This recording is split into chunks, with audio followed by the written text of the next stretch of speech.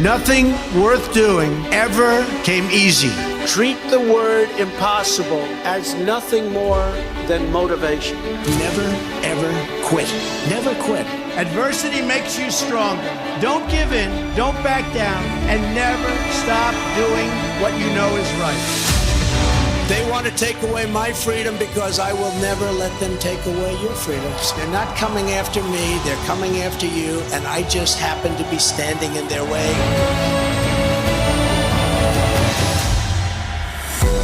When they couldn't beat him, they tried to bankrupt him. President Trump is back in a New York City courtroom. When that didn't work, they tried to put him in federal prison. Raided by the FBI. When that didn't work, they even tried to kill him. He just tried to kill President Trump. Donald Trump still stands, ready to fight, ready to win, and ready to make America great again. This is Donald Trump's house, brother. This election, we all get to choose. I'm going to choose real American leadership and a real American badass. The 45th and soon to be 47th President Donald J. Trump.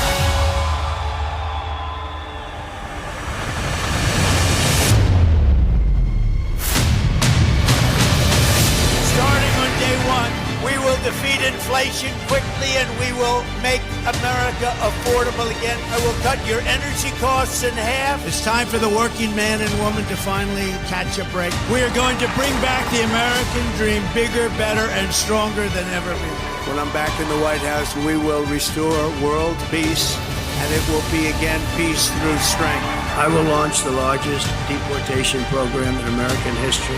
And we'll put these vicious and bloodthirsty criminals in jail or kick them the hell out of our country. November 5th, 2024 will be Liberation Day in America. We all salute the same great American flag. Our best days are yet to come. Together, we will make America great again.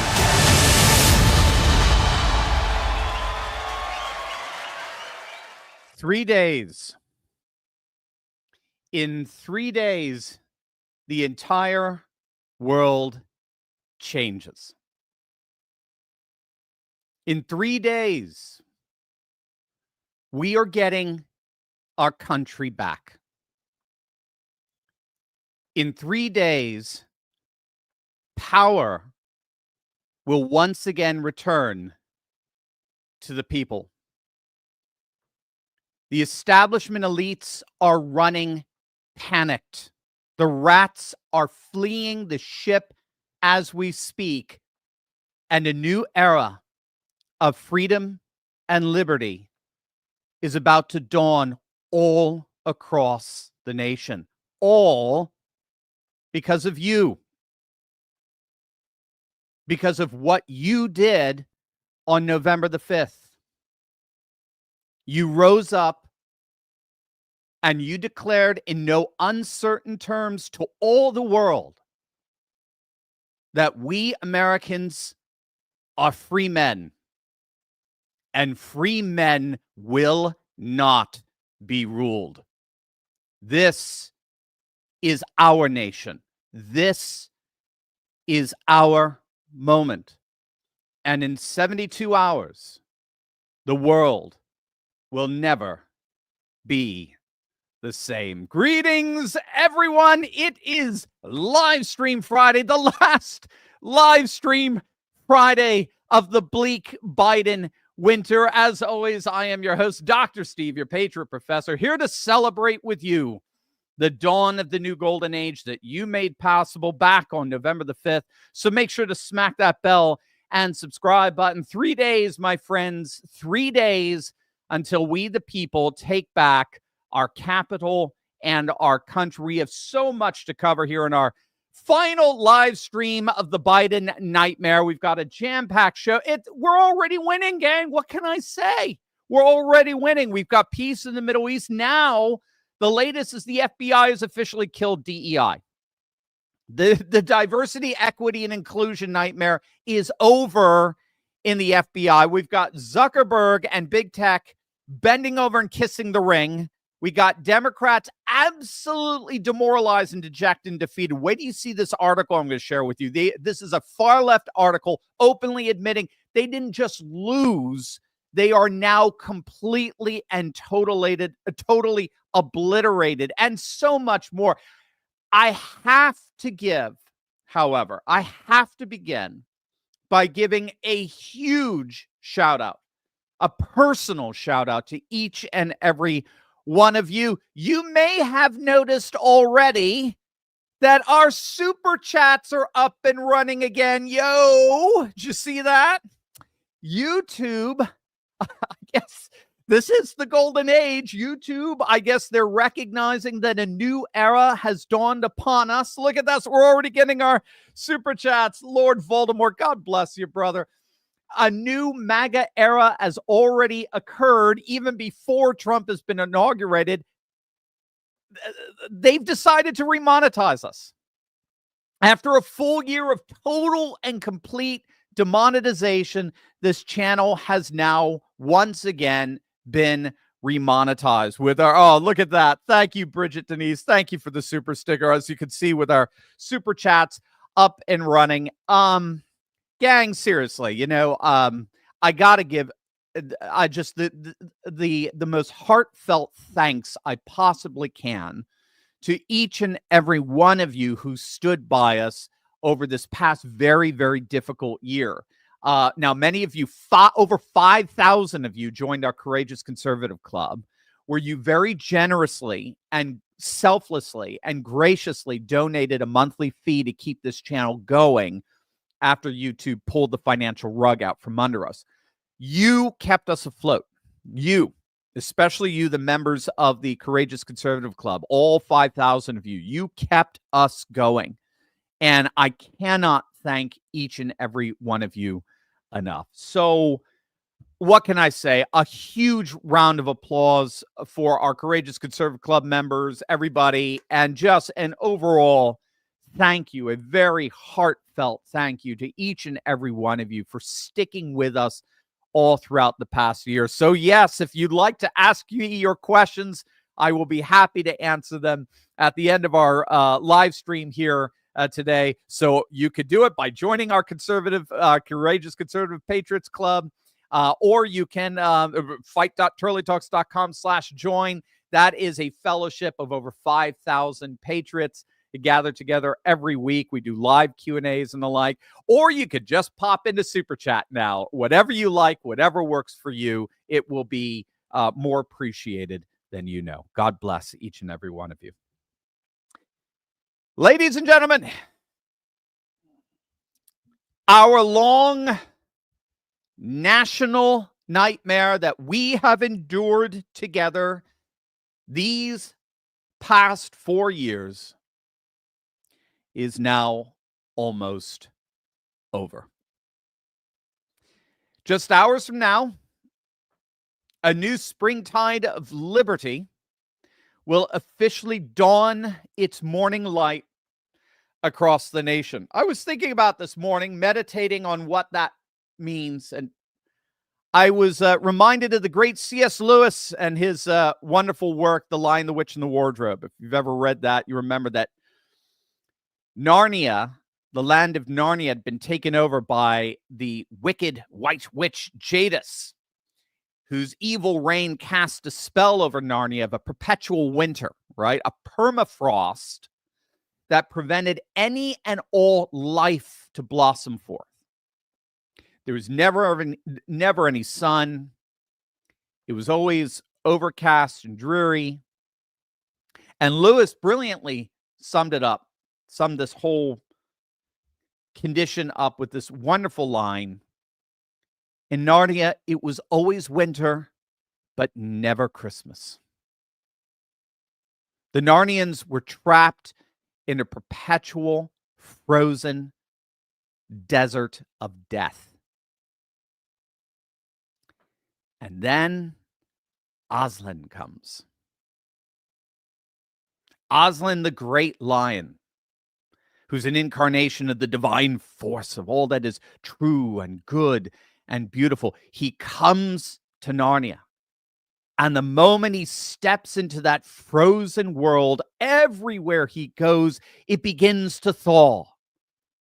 The ice begins to melt, and the springtide of life begins to blossom everywhere, and the sun begins to shine, and a great army rises up to take back Narnia and the kingdom of good and righteousness.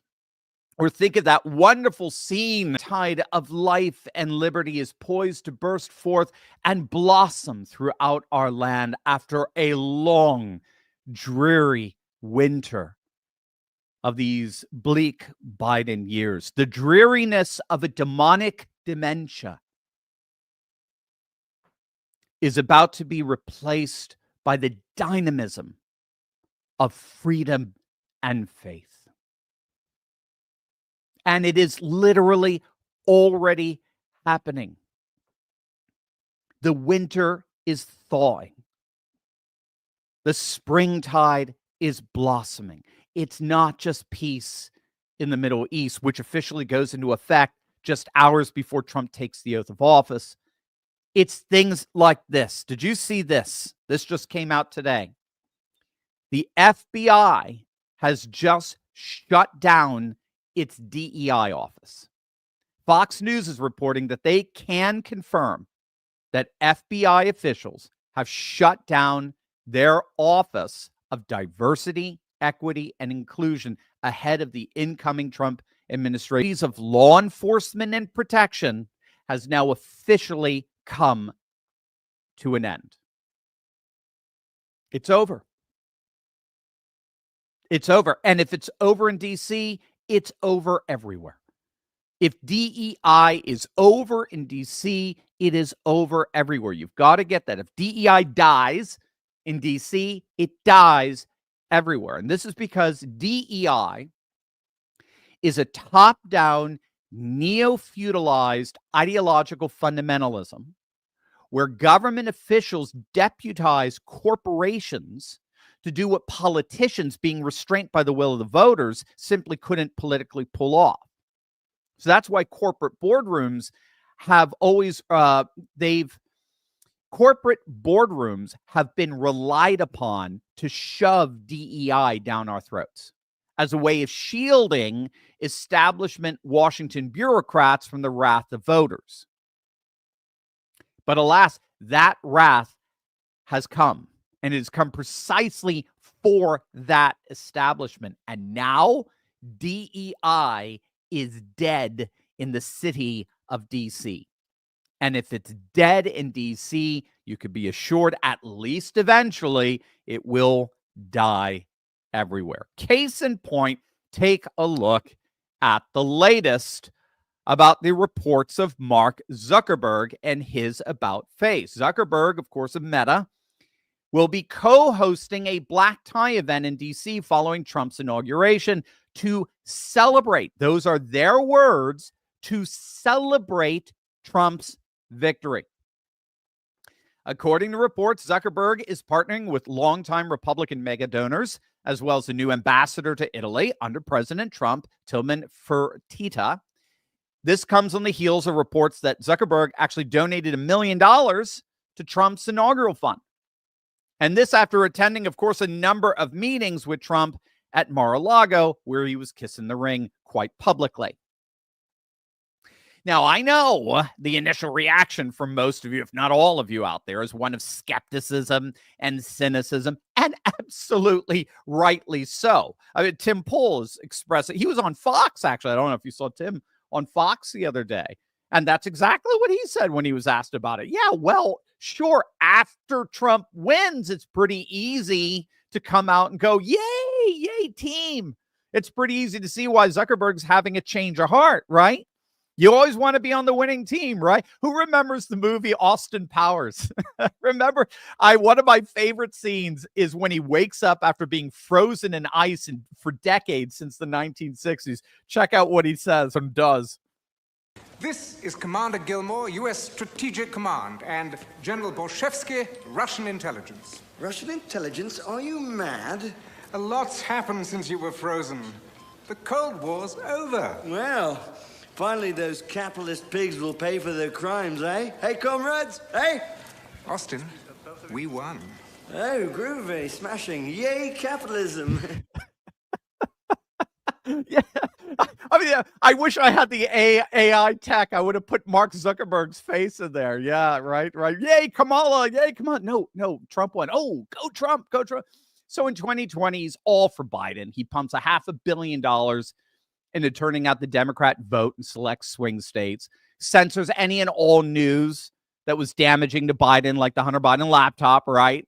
And then the granddaddy of them all, he banned President Trump from Facebook after J6. Now, January 2025. Yay, Trump. Yay, he's a badass. He's the best. Now, I know, we all get it. It's very, very easy to be cynical. But do not lose sight of the big picture here of what's really happening in all of this. What does this about face by Zuckerberg really represent? Well, we have to remember, and I know you were all there. Many of us were there together back in January of 2021. We remember it like yesterday. We have to remember what the significance of banning Trump from Facebook and Twitter really represented.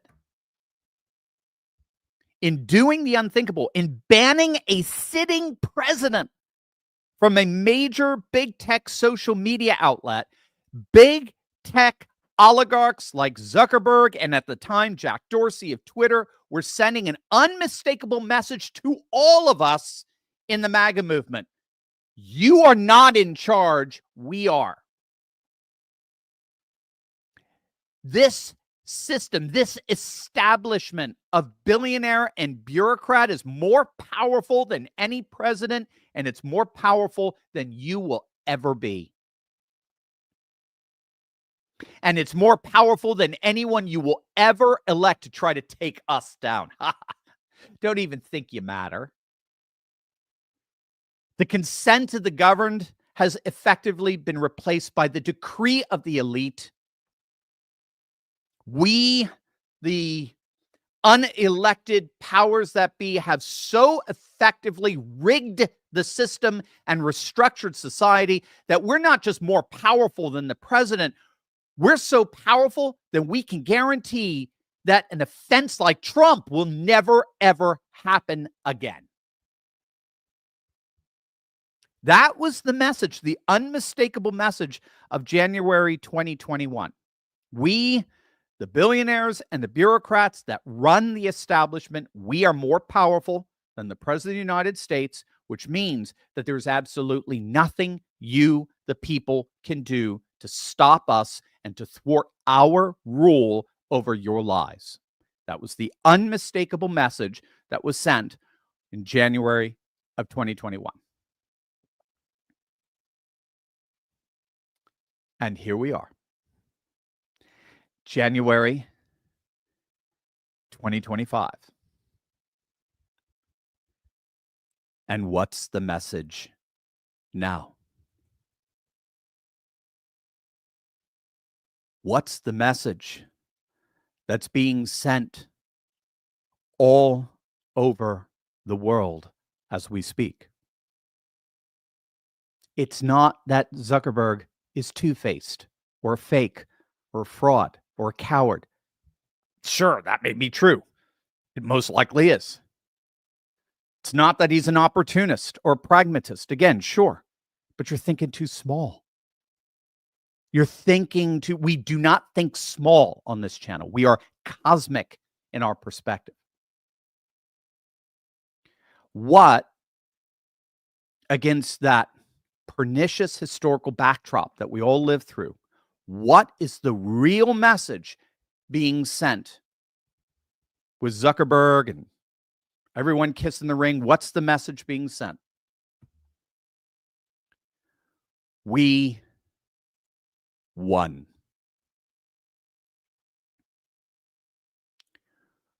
We really did win.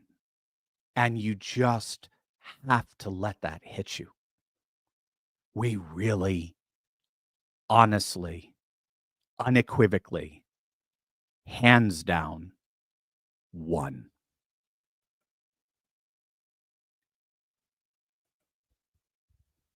After throwing literally everything they had at us, everything, even trying to imprison Trump for life, even trying to take his life, after throwing literally everything they had at us, we are the ones standing. We are the ones, fists in the air, vowing to fight, fight, fight, no matter what they throw at us. For as long as it takes, we're going to fight. We're going to fight for faith. We're going to fight for family. We're going to fight for freedom, for our nation, for our culture, for our children, for generations to come. We are going to fight, and we will never, ever, ever back down.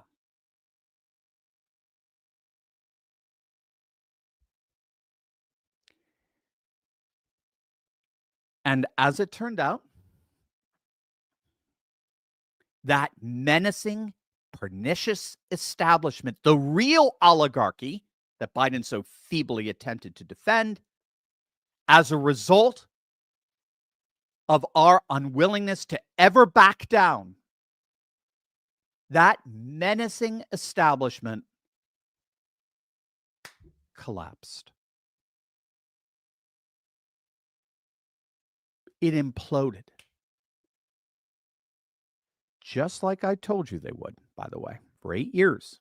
Said, give it time. I know you got to be patient, but this thing is going the way of the Soviet Union. This thing is going the way of the Berlin Wall. And it's largely through a process known as delegitimation. I'm not going to get into that right now, but the same form of delegitimizing dynamics that brought down the Soviet Union was clearly evidencing itself among the vast majority of the country here at home. And it's starting to happen in Europe as well.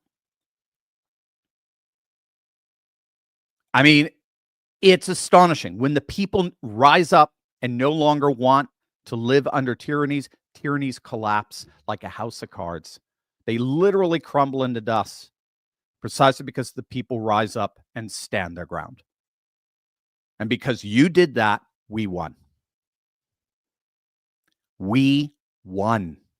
That is the unmistakable message that Zuckerberg is sending right now. You guys won. That's the unmistakable message of those insufferable MSNBC idiot narcissists, Joe Scarborough and Mika Brzezinski, running down to Mar-a-Lago literally hours after Trump wins just to kiss his ring. It made their audience at MSNBC livid. The lunatic left was livid over that. How could you do that?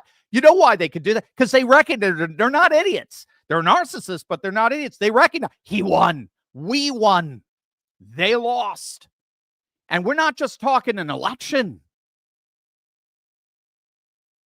They recognize this was the single most consequential election probably ever in the history of this country. Because it changes everything. Either it was going to guarantee our demise, or it was going to change everything. And now all the powers that be recognize that something much larger and more formidable than anything that the establishment could possibly muster is coming crashing down on them like a massive tidal wave. And being the gutless, soulless cowards that they are, they today are down on their knees begging Trump and the MAGA movement for mercy, going, yay, MAGA. Yeah, I was always one of you. I was always one of you. Yay, MAGA. That, my friends, is the real message being sent to us and to the entire establishment. That's a big thing. Do not forget that. That is exactly what Mika and Joe and Zuckerberg are saying to the establishment. Get on board the Trump train. Get on board the Trump train or you're going to get steamrolled. It's that simple. We won. They lost. get on board or get steamrolled. And Zuckerberg has no intention of getting steamrolled. Speaking of, you know what I thought would be fun today for us, given the dawn of the golden age, just 72 hours away, I thought it would be fun to relive, say, just a few iconic moments from the fledgling, disastrous Kamala Harris campaign, just to savor together not just our victory, but the unmitigated disaster that we all thankfully dodged. You're going to absolutely love this. But first, gang, if these last 4 years have taught us anything, we always have to be ready for threats to our freedoms. And what makes it even worse is that those who threaten our freedoms are the very ones who are sworn to defend those freedoms. They think they can violate your right to protect your own family. They think they can force their delusions on your children, your grandchildren. They think they can control the media and hide the truth from you. But here's the key. They cannot ever take away what they never gave you. Self-reliance means peace of mind. That backstock of filtered water, it's yours. A fully charged solar generator, ready. The emergency food on your shelf, safe, especially if that food is from My Patriot Supply. Having served millions of American families, My Patriot Supply is well equipped to help yours. Go to preparewithturley.com right now. Stock up on their best-selling 3-month emergency food kit. That's the one I have. It delivers over 2,000 calories every day. It's sealed inside, ultra-durable, 4-layer packaging. It lasts up to 25 years. Oh, and did I mention it's delicious? Go to preparewithturley.com and get your kit before it's too late. It ships fast and free. Preparewithturley.com. Here's something you already know. The world ain't all sunshine and rainbows. It's a very mean and nasty place, and I don't care how tough you are, it will beat you to your knees and keep you there permanently if you let it. You, me, or nobody is gonna hit as hard as life. But it ain't about how hard you hit. It's about how hard you can get hit and keep moving forward. How much you can take and keep moving forward. That's how winning is done. And that's how you did it. That's how you won. One of the most iconic campaign commercials from 2024. Absolutely inspiring, breathtaking. And it helps to keep us all grateful for the miracle that we all witnessed on J13 and the fruits of that miracle that we're all about to receive. Speaking of, how about the opposite?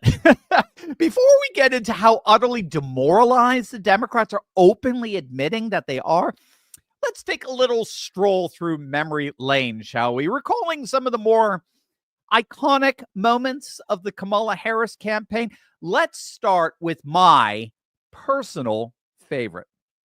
If anything, would you have done something differently than President Biden during the past 4 years?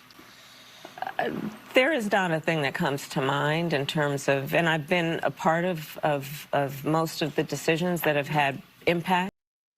Again, I mean, just the irony of reality, right? Reality is stranger than fiction. Who would have ever imagined it would be Sonny Huston that ultimately torpedoed Kamala's campaign? Probably the single greatest fan of Kamala, the greatest idolater of all things woke, is the very one who sunk her campaign. Talk about ironic justice. Now, the reason why that's my favorite iconic Kamala moment is actually because of the Democrat strategist James Carville. He said that was the money question, right? He said that was it. That was the central question that Kamala had to cogently answer in order to even remotely be viable in this campaign, period. Right? How are you different than Joe Biden? How are you different than Joe Biden? How are you different from the last 4 years? Every single poll out there was showing that the vast majority of the nation, every poll showed that the vast majority of the nation wanted a change candidate. They want someone who's going to take the country in a different direction than the last 4 years. And when asked, how are you going to do that? How would you have done it differently over these last 4 years so that we could see how we're going in a new direction? And she couldn't answer. Nothing comes to mind. a $2 billion freaking dollar campaign could not answer the fundamental question, the money question of the campaign. How are you different than Joe Biden? I mean, it just underscores how completely clueless not just she was, but her whole team were. Here is the second most iconic moment of that disastrous campaign. Wade, and they did as he intended. Oh, you guys are at the wrong rally.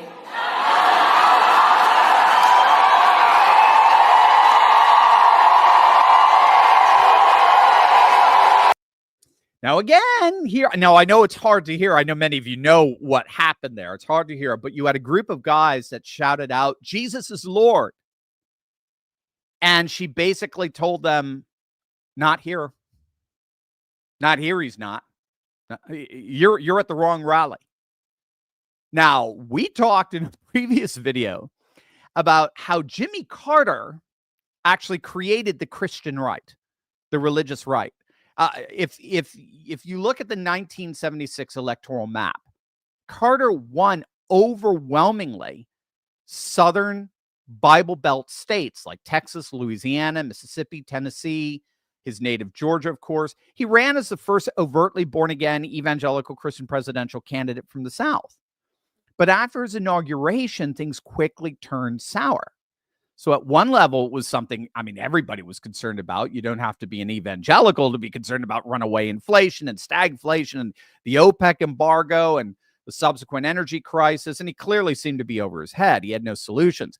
But for evangelicals in particular, Carter committed the unpardonable sin by planting himself firmly on the left side of the emerging culture wars. It was particularly involving the ERA at the time, the Equal Rights Amendment. He was a fervent supporter of the Equal Rights Amendment. He was a fervent supporter, proponent of abortion rights.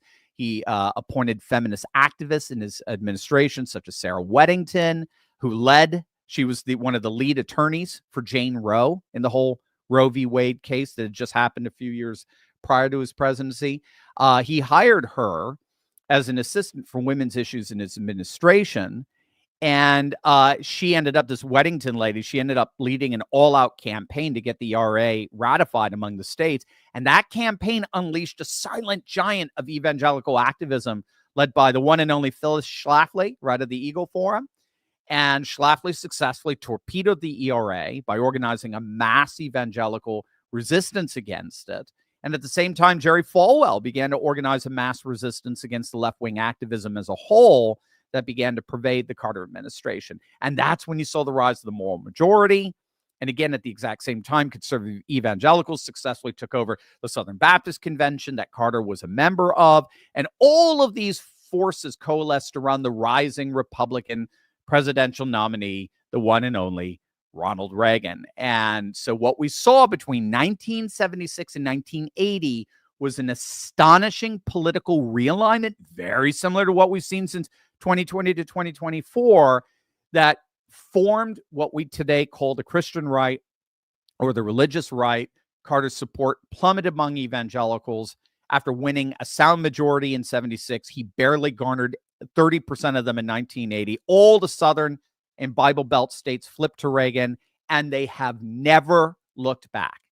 And they've been firmly aligned with the Republicans, the religious right, that is, now for over 4 decades. And all Kamala did in that moment was further alienate those very voters that keep delivering one victory after another to Republicans. It was absolutely crazy, not to mention slightly blasphemous, but it was politically insane to alienate that massive voting bloc that keeps giving Republicans victory after victory. All right, here's the third and final most iconic moment of the Kamala disaster. Exhausted of Brett. More than 70% of people tell the country is on the wrong track. They say the country is on the wrong track. If it's on the wrong track, That track follows 3.5 years of you being vice president and President Biden being president. That is what they're saying, 79% of them. Why are they saying that? If you're turning the page, you've been in office for 3.5 years. And Donald Trump has been running for office. But you've been the person holding the office. Come on. Madam You Vice and I President. both know what I'm talking about. You and I both know what I'm talking about. I actually don't. What are you talking about? What I'm talking about is that over the last decade, but people you're the have lever become. of power. But listen, over the last decade, it is clear to me, and certainly the Republicans who are on stage with me. She still has that entire clip. She did not answer even the semblance of any question. You can't even imagine what question, whatever content she provided, if I gave you just the content, what would the question have been if you had to figure it out? I mean,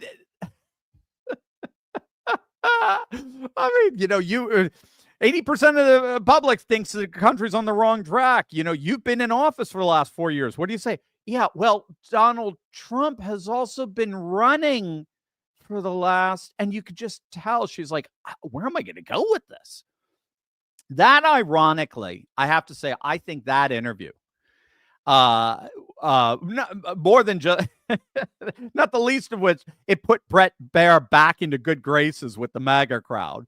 I'm sure he'll blow it at some point, but nevertheless, it did put him back in. But beyond that interview, if you recall, the Democrats were hyping that interview up long before it happened. Kamala's going on Fox. She's taking on Trump in his own territory. She's going to mop the floor with the blah, blah, blah, blah, blah. They were hyping that interview up. That interview, I think, completely destroyed her campaign. That interview, any undecideds, any people on the fence watching that interview were like, what the hell is this? Those ridiculous non-answers embarrassed even the most strident, radical leftists. Even they were like, my gosh, we are shot. We should have stuck with Joe. We should have said, and it's one of the reasons why today they are more demoralized and deflated than they have ever been. And they're openly admitting it. That's the astonishing thing. They're openly, wait until you see what they're admitting. But first, gang, if you have not yet secured the deed to your home, you need to click on that link below right now and protect yourself and your loved ones. You may not know this, but the deed to your home is the only document that proves you own it. But the problem is that the deeds to all our homes are now online. And so criminals are free to find your deed, forge your signature, refile as the new owner of your home. Then what are they going to do? Right? They're going to take out tons of loans using your home's equity and then stick you with all the debt. But that's where our good friends over at Home Title Lock come in, gang. They're simply amazing. Home Title Lock gives you the peace of mind that the deed to your home is absolutely and completely protected. Click on that link below right now. Use promo code TurleyTalks. Then all you got to do is enter your address for your no obligation home title scan to see if you're already a victim of deed theft. It's $100 value, absolutely, totally free with my promo code Turley Talks. Gang, please don't wait for the worst to happen, only to regret you didn't do something about it when you could have. Do what I've done, do what countless patriots have done. Click on that link below right now and secure your home today.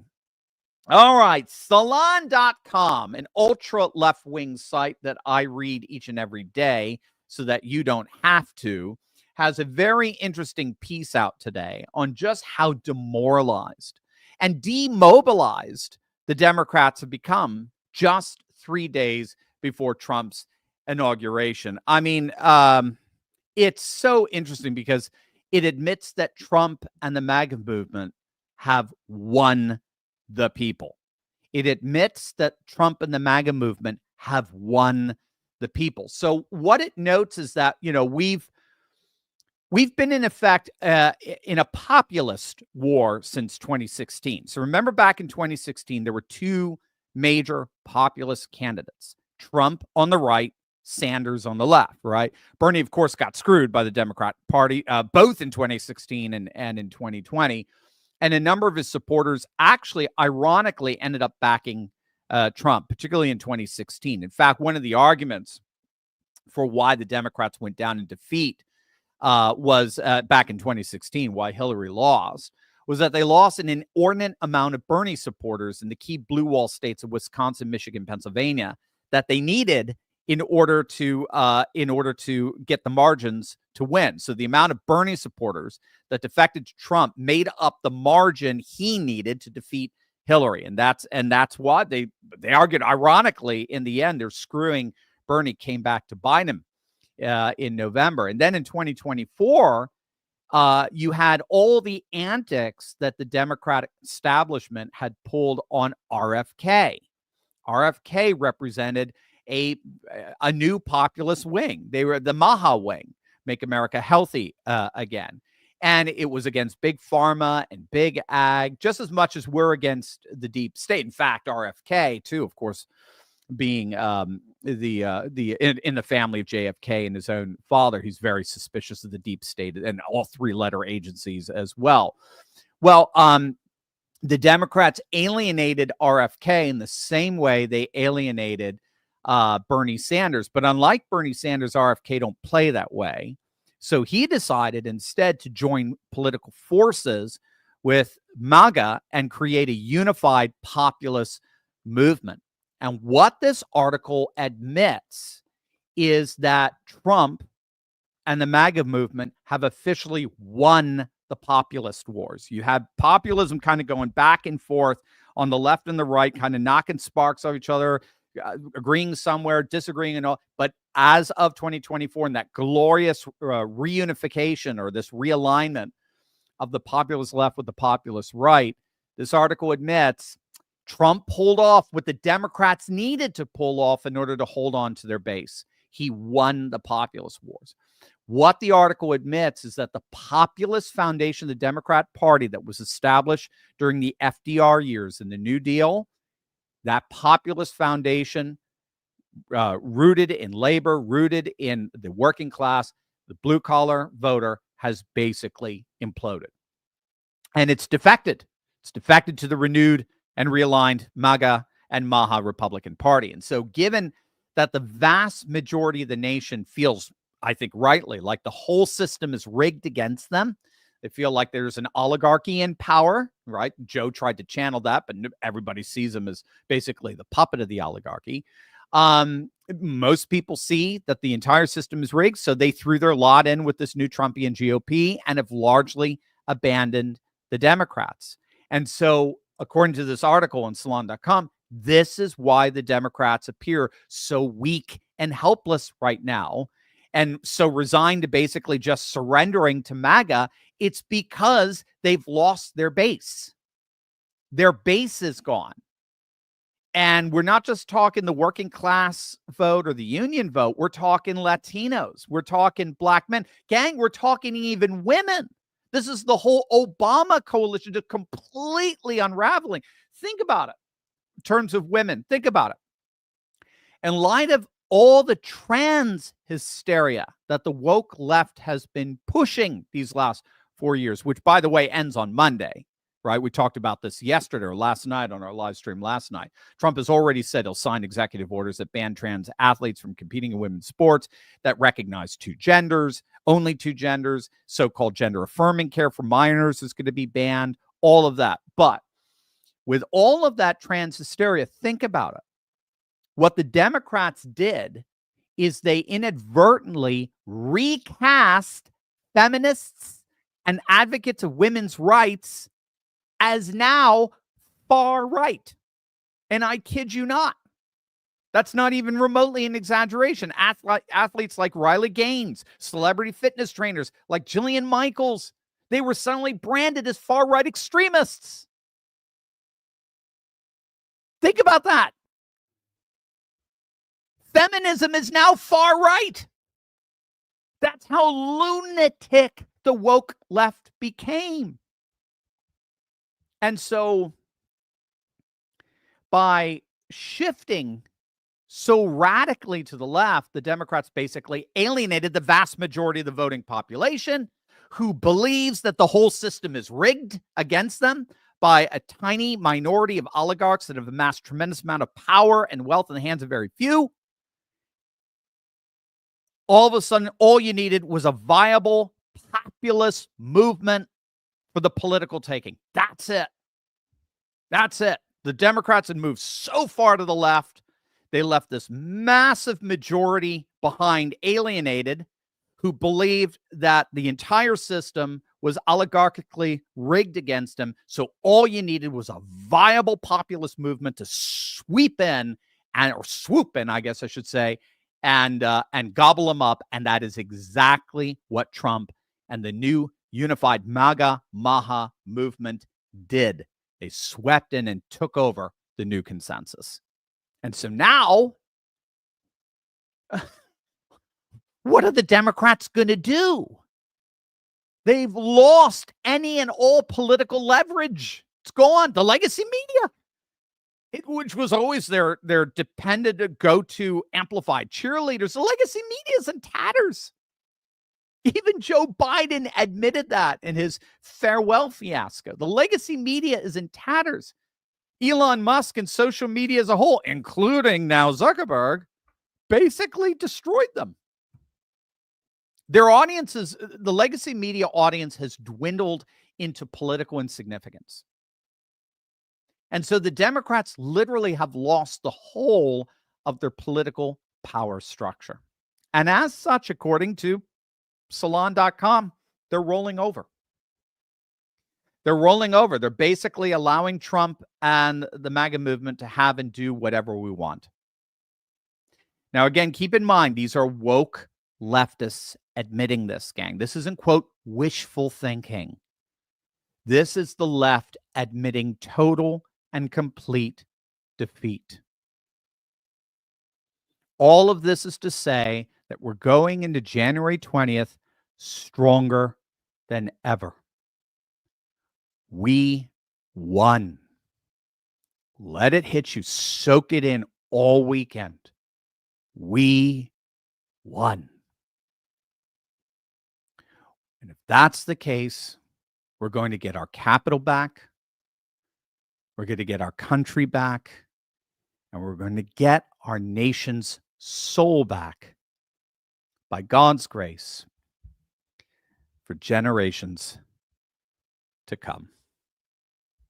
Over to you as our moderators assemble your questions that you can now ask on Super Chats. You know, each one of us, all of us, have an opportunity to finally stop big tech and government overreach. Patriots are, as we speak, reclaiming our privacy, and you have no better way of protecting yourself than with SLNT. That's short for silent.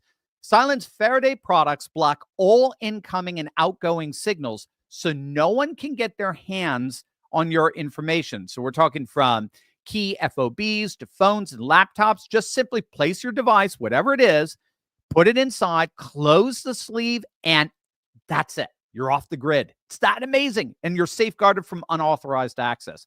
Go silent today by clicking on that link below or going to slnt.com/Turley to save 15% plus free shipping on all qualified orders. Stay ahead of what's coming and secure your privacy today. Again, that's slnt.com/Turley for 15% off and free shipping on all qualified orders. slnt.com/Turley. All right, guys, what do we got? What do we got?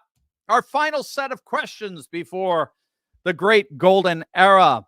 Robo Guys 75. Oh, thank you. Thank you for that wonderful super chat, my friend. Out of many people, you were one of my favorites who helped me these 4 years. Gosh, I'm going to get freaking, you idiot. I'm going to get all emotional. All right. That said, that's all right. Good. Now you're getting me. All right. That said, I'm worried about the inauguration. I'm hearing too many suspicious things to where I think he should be sworn in privately instead. I know you say don't doom, but still, I gotcha. I know. Well, we'll see. I mean, you know, again, we don't have, I mean, look, Robo Guy, I mean, God's in control, man. God's in control, and we just have to have a certain level of trust there. We do have more world leaders are attending this. You might say, well, then we're even more dangerous. But no, because they do bring their own security detail.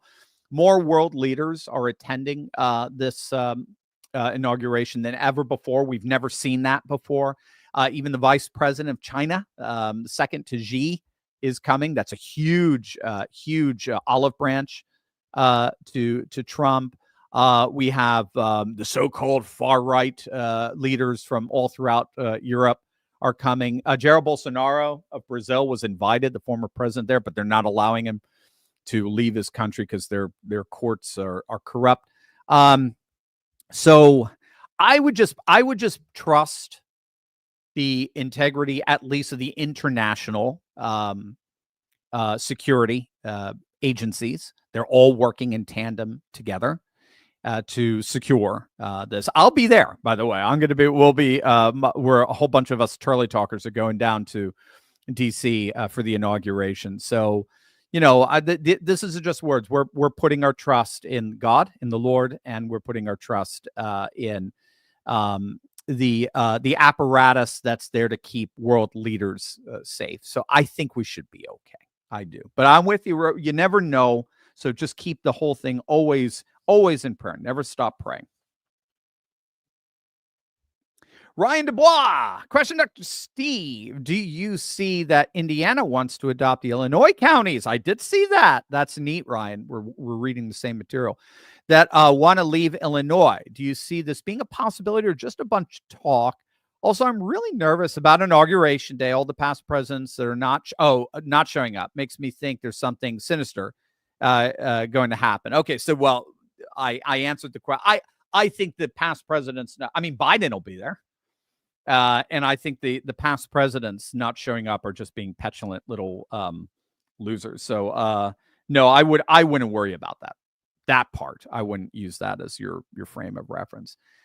So what you're talking about is something called internal secession. And internal secession involves not leaving a state, or a nation, but wanting to rearrange one's political structure that's more representative of your citizens. There's another term for it. What is it called? Cities are doing this, where cities are breaking up. Memphis has had, I think, 2 regions break off and form their own autonomous city, and Baton Rouge also is the latest that saw one of its branched off urban areas that's a bit more affluent and the like and safe. They've broken off and now have their own city legislature as well.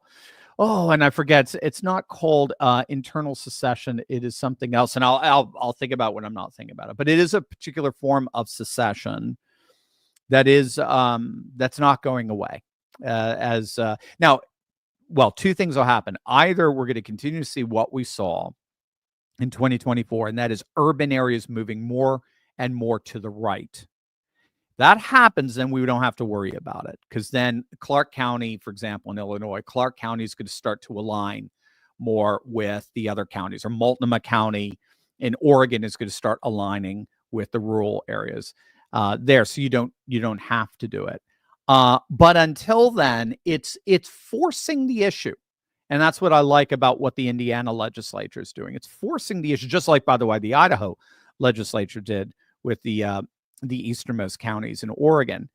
It is forcing the powers that be to come to terms with the fact that if we're going to be running around talking democracy, and representative government, why should rural populations that often make up 85% of the land mass of a state, why do they have to live constantly under basically what is in effect a tyrannical rule for forever? Why do they? They live, breathe, they have their loved ones buried in those regions, but they don't want to move, but they don't want to live under this woke insanity. And so it's happening in California. San Bernardino is looking at splitting off from California as well. So all of these, yes, this is not going away. Now, we'll have to see what happens in the golden age. We're going to have to see that. It'll be interesting because another thing Trump is doing is he's talking about Well, he has an entire 3 or 4 minute video on it, on creating what he's calling freedom cities. He sees our urban areas kind of dilapidating and falling apart, and he wants to see the revitalization of urban life, cosmopolitan life. But it's not going to happen in these old Democrat-run cities. So he wants MAGA occupied new freedom cities. Now, the reason why that's important is you can position those cities strategically in relation to the other urban areas that are already there: Boston, New York, Philly, Baltimore, and the like, or Chicago, and then create what is happening in the world today, which is called mega regions. So you've got like mega cities, massive cities like of 10 million or more. But we're actually more and more the world is reconfiguring around what are called mega regions. And that's where you have several cities that are in proximate to each other, often connected by railway. And they're actually creating their own sort of sovereign economy. And what Trump is getting at is, what if we were if we were to divide our country into 10 mega regions, and then we pop into each one of those mega regions a super mega city, a brand new super mega city, build that over the next 4 to 10 years. Just very similar to what happened with Dubai, for example, just built up fast and became lucrative and flourishing very, very quickly in just a few years. What if we were able to do that?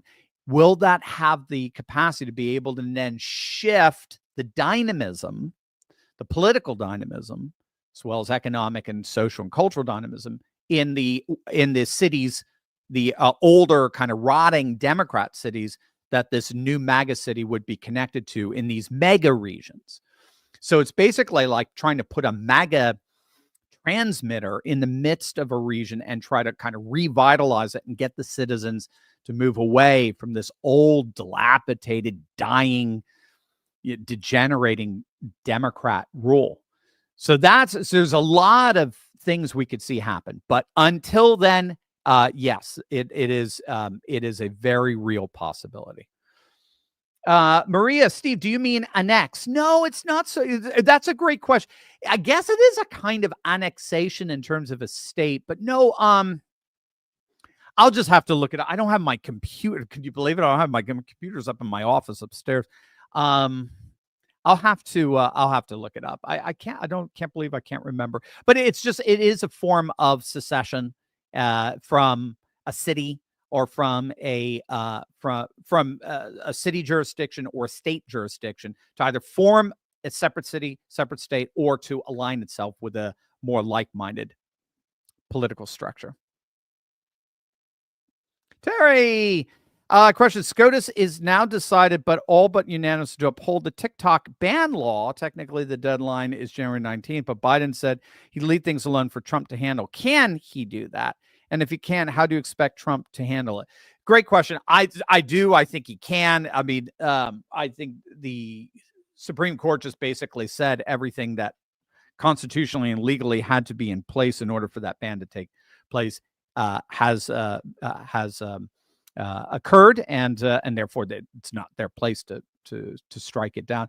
Trump has already said he's not going to put the ban in place. He's got a very successful TikTok channel, and it looks like Kevin O'Leary was looking to buy it.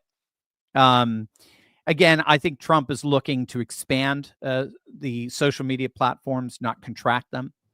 And I think he is concerned that this is a concerted effort to try to silence TikTok more by big tech oligarchs that don't like the competition. So I have a feeling he's going to allow TikTok to keep going. James, thank you for the super chat. You hear about what happened to Georgia. Similar thing happened in South Dakota. State Center was banned from the House chamber for giving Democrat Aunt Jemima syrup. Thankfully, the rhinos got shellacked last June, and that senator's now a whip. Oh, that's interesting. Yeah, so I've been just following him from afar, and forgive me, I forgot his name. We've featured him a couple of times on this channel. Georgia state representative who's really supportive of Trump in 2020. He's very supportive of holding Fannie Willis accountable in Fulton County. And yeah, the rhinos arrested him. Basically, I guess they censored him or wouldn't allow him into the state chambers, and they arrested him. Look, I don't know the details of it like I should, so I can't comment specifically. I'll just talk about perception. Georgia had better be careful. Georgia looks like it's becoming the California of the South. All right, half of Hollywood has moved out to Georgia because of its the movie perks, the filming perks that it offers, tax incentives. So a lot of Hollywood has moved out into the Atlanta region, and Georgia, as you saw, Trump only won Georgia by about 2 points. Georgia's it's becoming the California of the South. It is becoming a very blue state. It's because it's becoming more urban as well. And when I see Republicans arrest a fellow Republican, I see establishment rhino freaks against MAGA faithful. That's what I see. It may be wrong. We'll have to figure it out. That's exactly what we saw in Texas with the persecution against Ken Paxton, their attorney general. Those were Republicans that impeached him, right? So when you see Republicans, punishing or persecuting other Republicans, it's usually 9 times out of 10 establishment Republicans trying to quell a rising MAGA majority. And I'm sorry, that's what I said, particularly with Brian Kemp. That's what my perception of what I'm seeing in Georgia. I'm glad you guys were able to reverse that in South Dakota. Steve, what executive orders are you most looking forward to being signed on Monday? Where do I begin? Check out my video the other night on 10 executive orders, all 10, right? Well, definitely border security, closing the border. Bottom line, that has been one of the most disastrous, murderous, frankly, and culturally destructive willful policies we have ever witnessed in our lifetimes, purposely inflicted upon our country. It's just absolutely disgusting for the purpose of creating mass chaos so that socialists would take over. That's basically the 1960s Columbia University blueprint to take over, for Marxists to take over our country. Just having Tom Homan as our border czar as of 12:01 p.m. is just good.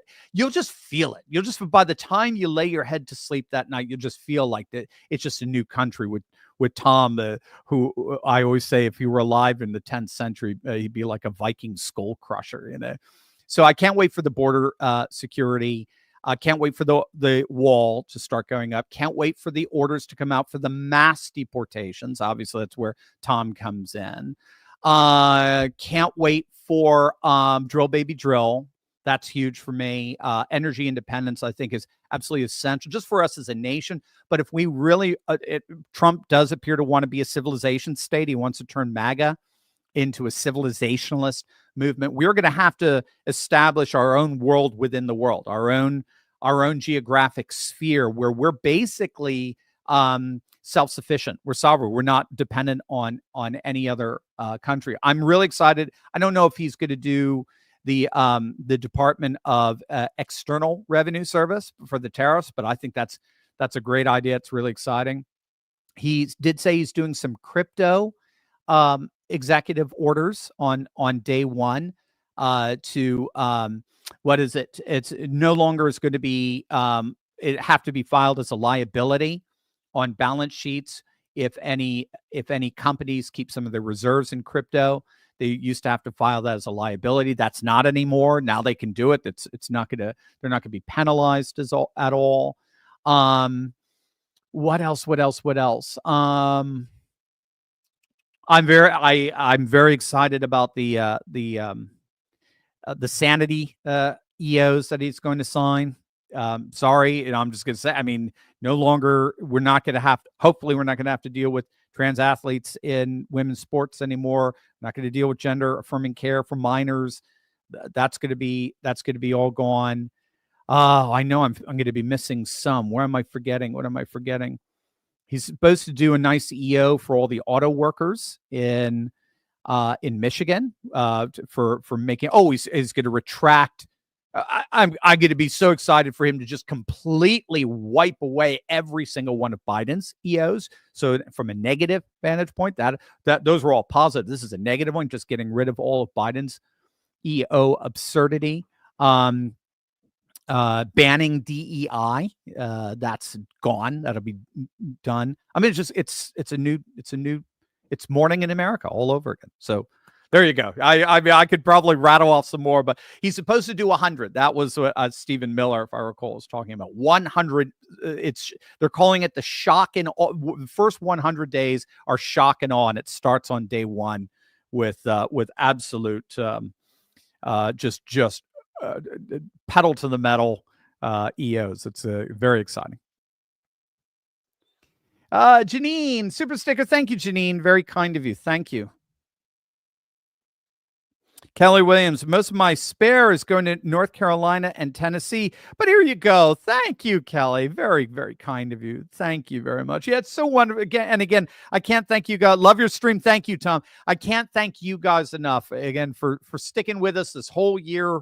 Again, big tech, they just pulled the rug from under us, completely demonetized the channel. And we're dead in the water without you. Were it not for you, you came in, 5,000 plus of you all gave us your monthly support, and you continue to do so in all kinds of ways. Just your encouragement during all that time. You've been amazing. You downloaded our app. I think we've tens of thousands of people downloaded our app. So in many ways, we're stronger now than ever. Just like Trump. And for me, in a sense, this past year, 2024, because we were demonetized on, if you can believe, Black Friday, on the day after Thanksgiving. Happy Thanksgiving, Turley Talkers. Here you go. You're shot. You're demonetized. You're completely now bankrupt as far as Google was concerned. And for us, in many ways, that was like our 2020, 2021, when it just felt like the powers that be had completely, well, it didn't feel, look, they had completely abandoned Trump. And that's the way it felt like for us. But we didn't abandon Trump, and you guys didn't. Not that I can even be compared to Trump, but you guys didn't abandon me. We stuck together, and look at the stuff we're able to accomplish, and we're stronger than ever now. We are stronger than ever. We had a very divided Republican Party in 2016 going into 2017. I mean, Glenn Beck hated Trump. Glenn Beck just dedicated his programs to slamming the Trump presidency. And Ted Cruz hated him, and Rand Paul had no love for him, and nobody in the RNC, Paul Ryan, Mitch McConnell, they hated him. And now, so I feel like we had our sort of, Hades moment, burial moment, and now this is us rising again, but stronger than ever, because now we have 5,000 of you behind us, and we've got a new app, and we've got all these wonderful sponsors have stuck with us and advertisers, and so now it's just amazing. So thank you guys. Thank you so much. Chaos D, here's to remonetization. Thank you for everything you've done, brother. Thank you, Chaos D. Thank you. God bless you. Thank you. Barry, breaking news. The inauguration has been moved indoors due to weather. Oh, no. Has it? Oh, gosh. So I know there was supposed to be some really cold weather coming in. So, all right. Well, we'll be down there anyway. There's a couple of balls we're going to. But anyway, that's probably better. I think you guys will feel better about that in terms of security. And that's what we want. Terry, how likely are Governor Newsom and Mayor Bass to be recalled from office? And who do you think will take their respective places? That's kind of the argument of why California has to basically be designated a failed state, a security risk, and then taken over by the federal government. Because who are you going to replace Newsom and Bass with?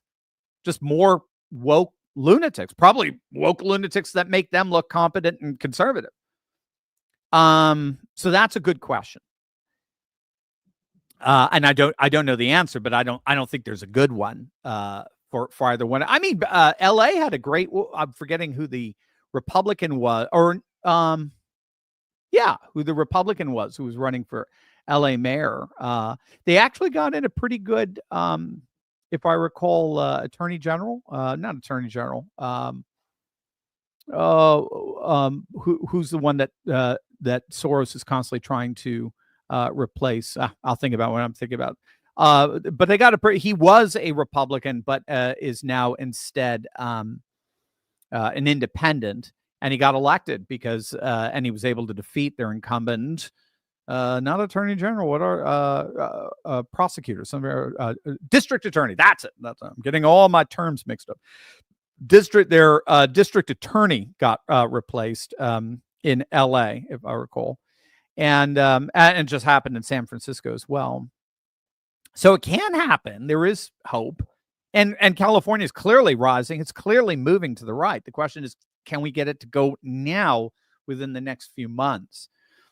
Can Newsom and Bass get recalled? Sure, of course. There is the last year has shown there is ample opposition to certainly put a recall ballot before the voters of California. For Newsom, whether it can be done for Bass, I'm sure. Well, again, I'm sure plenty of people in LA County now are ready to do that. Just that, because she was so pathetically and demonstrably AWOL, just in terms of competence throughout this. So we'll have to see. You'll have to see. California politics is dramatically broken, and it needs some serious fixing. And I know I have family, just so you guys know, I have family in California. I love California.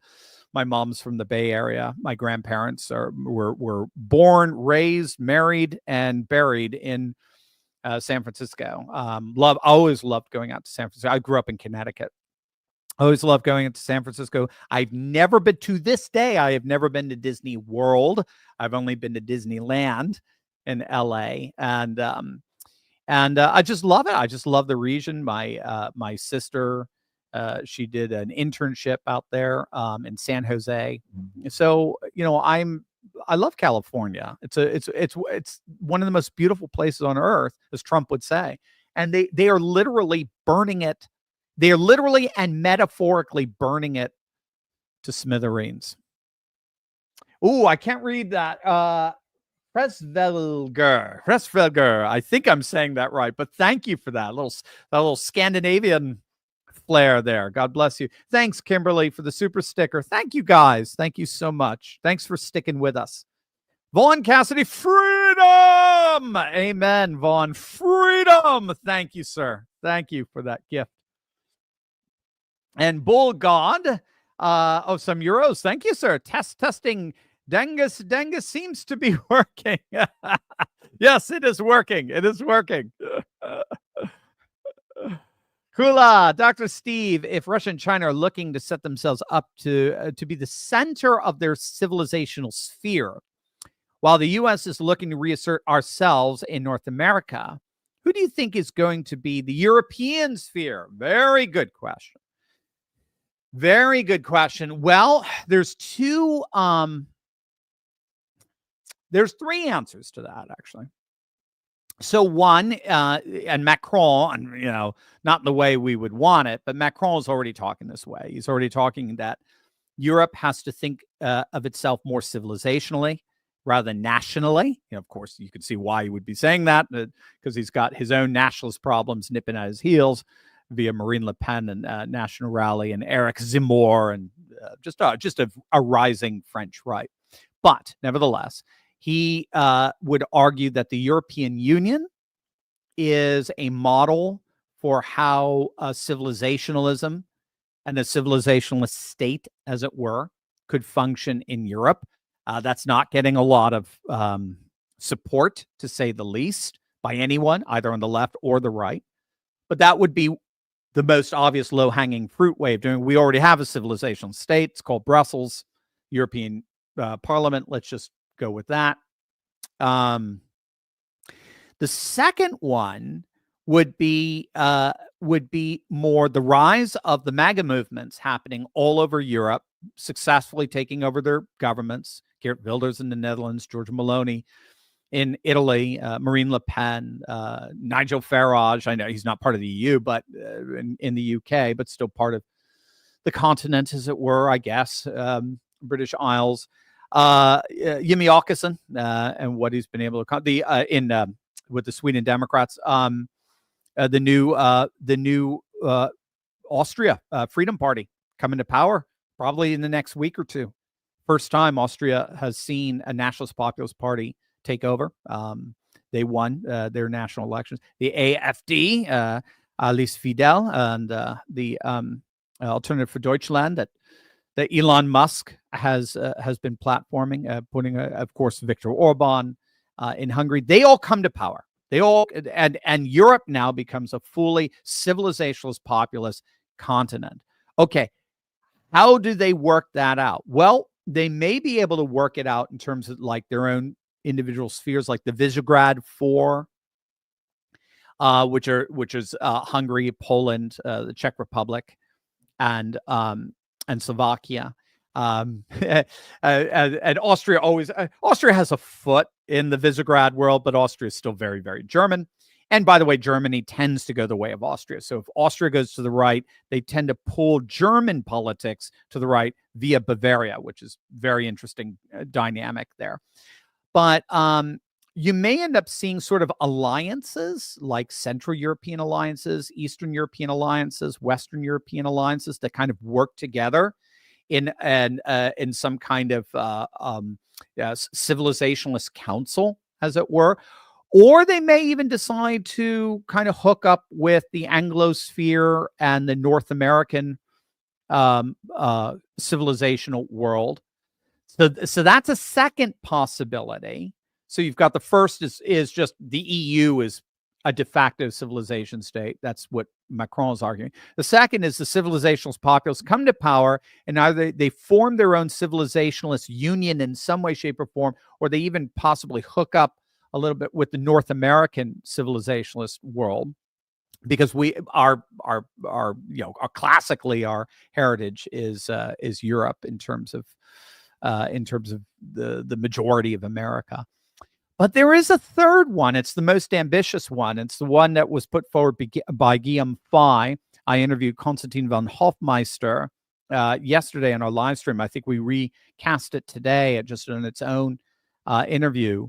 And he talked about something called Euro-Siberia, which is an interesting concept where the civilizationalist sphere of Russia is reimagined even broader to actually embrace and include the whole of Europe. So you get a full Eurasia civilization that goes all the way, to the Atlantic and to, Spain and France and so forth, and then stretches all the way out to Siberia itself, to the Pacific, literally to just north of North Korea. So that would be the most ambitious civilizational plan, is a sort of Euro-Siberia, because in many ways, particularly Western Russia, it is a thoroughly European country, although it has a unique Russian spirit to it, certainly Orthodox spirit to it.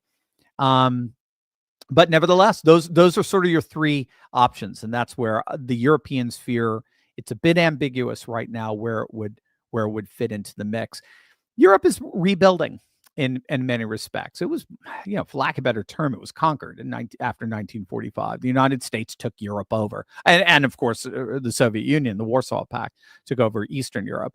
But Western Europe has just lived under Washington and Brussels, meaning NATO dominance now, this, since 1945. So for Europe to sort of blossom to its own civilizationalist expression again, seems to me it would need to go through a kind of new medievalization, a new kind of spirit of a distinctively Christian Europe, and I think the latter two options, not the first EU one, the latter two would be the most likely outworking. Some kind of civilizationalist structure that brings the different civilizational factions, civilizational populist nationalist factions together, or aligning with the North American rising civilizationalist world, or even aligning with the Russian civilizationalist world and creating a Euro-Siberia,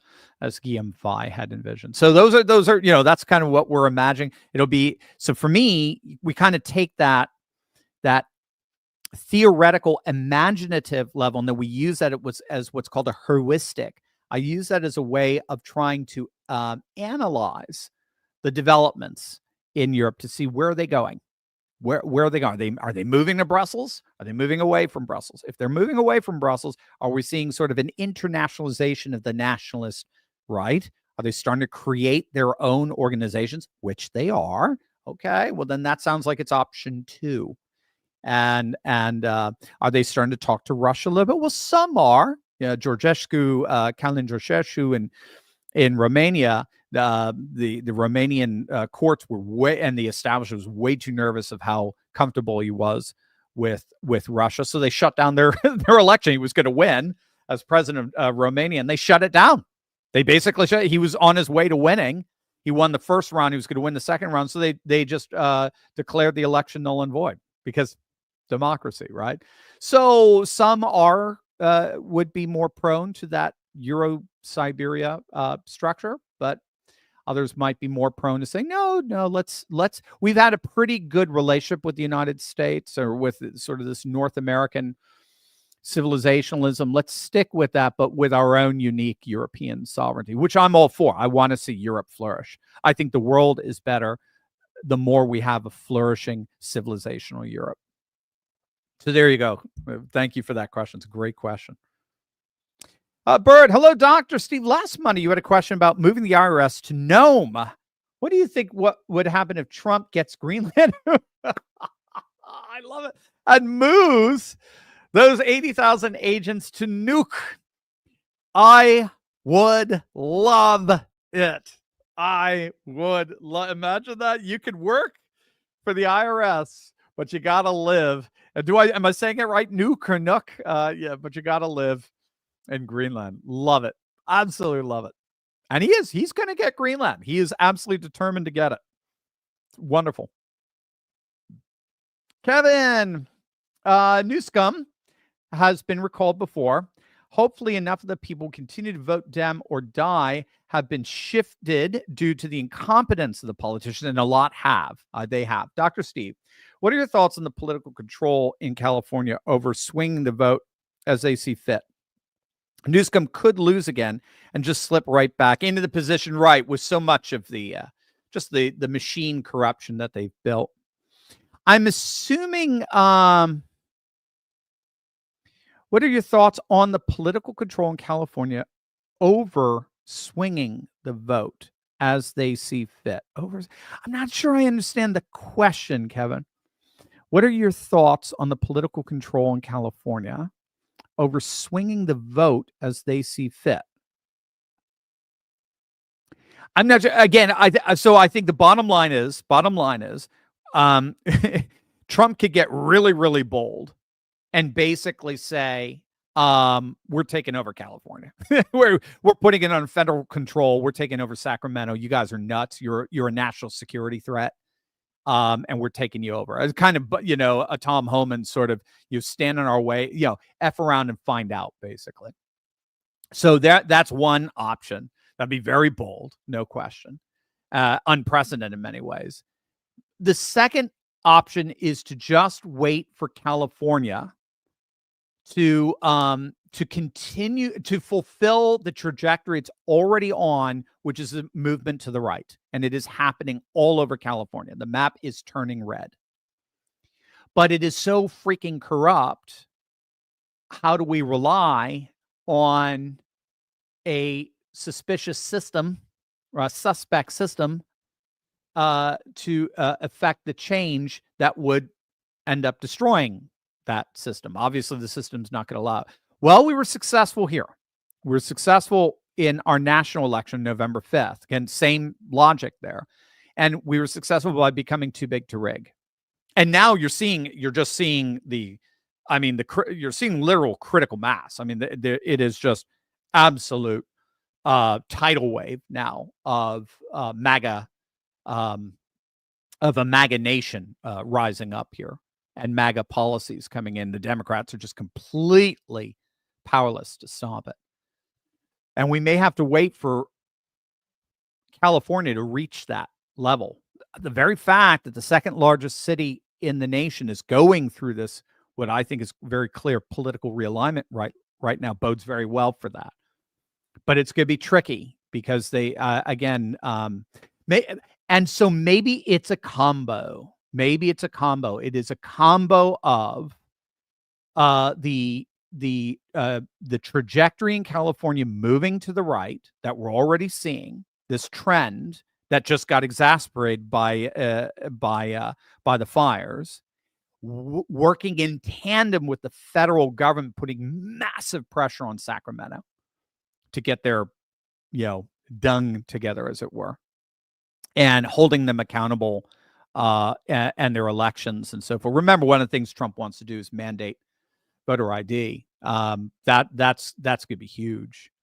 And again, it has 80% support. It's one of the few political issues that has almost unanimous political support. So he has the political winds at his back. So it'd be very interesting to see if we can work together. And I've heard people advocate this before. Laura Ingraham was just talking about that with Laura Trump not too long ago. Work together, federal government, a new MAGA federal government, working together with this rising MAGA movement in California to finally break and flip California. And then to work out what the details of that would be. What's the strategy to actually make that happen, like within a year or two? I mean, like right now. So that would be my answer. I think it's going to be a combination of state, local, and federal forces that will finally turn the state to the right and make it fully MAGA, as it should be. Rock Dog! Dr. Steve, in other countries, they actually in prison for life, even execute politicians who fail to do their job, who enrich themselves off the people's money, embezzlement, etc. Why is it that Newscomb and the rest of the Democrat plantation can't face jail time for the amount of money and damage that they've done to the American people? These politicians actually have blood on their hands. Why can't we charge them for murder, negligent homicide? You know what? Well, you're right. We can do. So, what was the post I saw on X the other day? Yeah, it was something like, I was like Jack Smith was stepping down, and somebody posted, above, commented on the headline, the MAGA is winning or something like that. And someone posted, if this were a super like MAGA moment, they would be prosecuted. So in other words, it's saying exactly that. We're getting half of what historically we would normally get. Historically, you get the person removed from power, and then the second half is they face just retribution. They face justice. And we'll have to see what Trump is going to do. We'll have to say, I can't speak for California. That seems to be, that's a California issue. And again, in a federalist structure, Newsom and Bass are gonna have to face Californians. But in terms of the deep state and everything that's been going on there, in terms of particularly the last 8 years and how they've tried to deliberately thwart the will of the American people, I would like to see some justice. No question about it. So getting rid of them from their positions of power, you rightly point out, is only half of it. The other half is just retribution.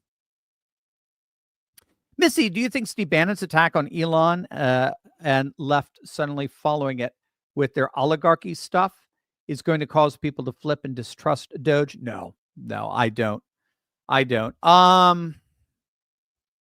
Yeah, I just think the Bannon thing is a little bit of infighting. the MAGA movement is Steve's. Steve helped build this MAGA movement from the ground up. He was there at the very beginning. He's gone to prison for it. So I'll never disparage Steve. No question about that. He's concerned about Musk not being fully MAGA, not fully recognizing or understanding what it represents. And I think he's just making sure Musk knows that he's looking over his shoulder. In the end, and he has said this, he just said this in a recent interview with Politico. In the end, he's so happy that Musk is on our side. He thinks Musk is one of the most ingenious innovators on the planet. He's going to help make MAGA, literally an interstellar force. Because remember, we don't just have geopolitics, we have astropolitics as well, with all the satellites and with space stations and increasing interplanetary civilization and the like. And we dominate it right now. The United States is largely thanks to Musk. I think he has 80% of the satellites out there that are from his collection of his companies, but Starlink, SpaceX, and all. So I just think it is Steve Bannon telling Musk, watch your back. I'm looking over your shoulder. We're going to hold you accountable. We're not going to roll over just because you support something. We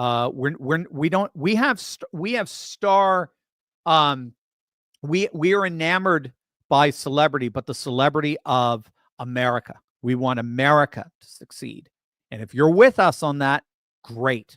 You don't have to be 100%, but if you're with us primarily on, great. You start talking about H-1B visas, right after our victory, F you, man. We're coming after you. Don't you dare even. And in fairness, Musk backed down on that talk. Did you notice that? He hasn't brought it up again. Yeah. Notice how Vivek has been very quiet about it. So it's just what we're seeing is a realignment of what's known as Aristopopulism. It's what Aristotle advocated. We talk about it a lot. It's the new kind of MAGA civilization. It's the new MAGA society. You're always going to have your top. I mean, Steve in many ways is, top of the top 1% of the MAGA movement. You're always going to have your top 1%. What you want to make sure is those aristocrats use their power and wealth to advance the values, interests, concerns of the people. What we have right now is an oligarchy, a literal left-wing woke oligarchy that hates the values, interests, concerns of the people, right? Let them eat cake. But we do not want how the French responded to that, and that is the mob rule chaos of the guillotine. We don't want that either. So what we want is an aristopopulism where a very clear sort of tech right aristocracy that's risen up, that are billionaires, Peter Thiel and the like. JD Vance is part of that, Vivek and all, Elon. We want that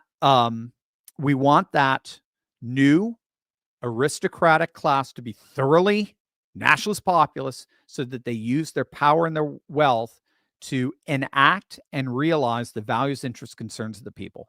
That is how we flourish as a society. And Steve is making it clear to Elon what the values, interests, and concerns of the people are. And if you're not going to enact that, we have no time for you. So that's kind of his way of I just think it's a balance of power issue. And he defends the people in that sense.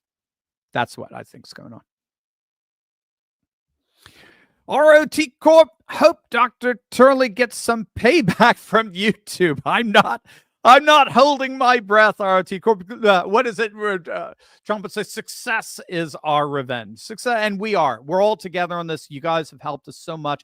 When we got our remonetization, I was like, I got to get on. I got to do a video. I got to let everyone know, because I know you guys, you've been in our corner this whole time. So thank you guys. Thank you, ROT, especially you, ROT Corp. Thank you, especially you.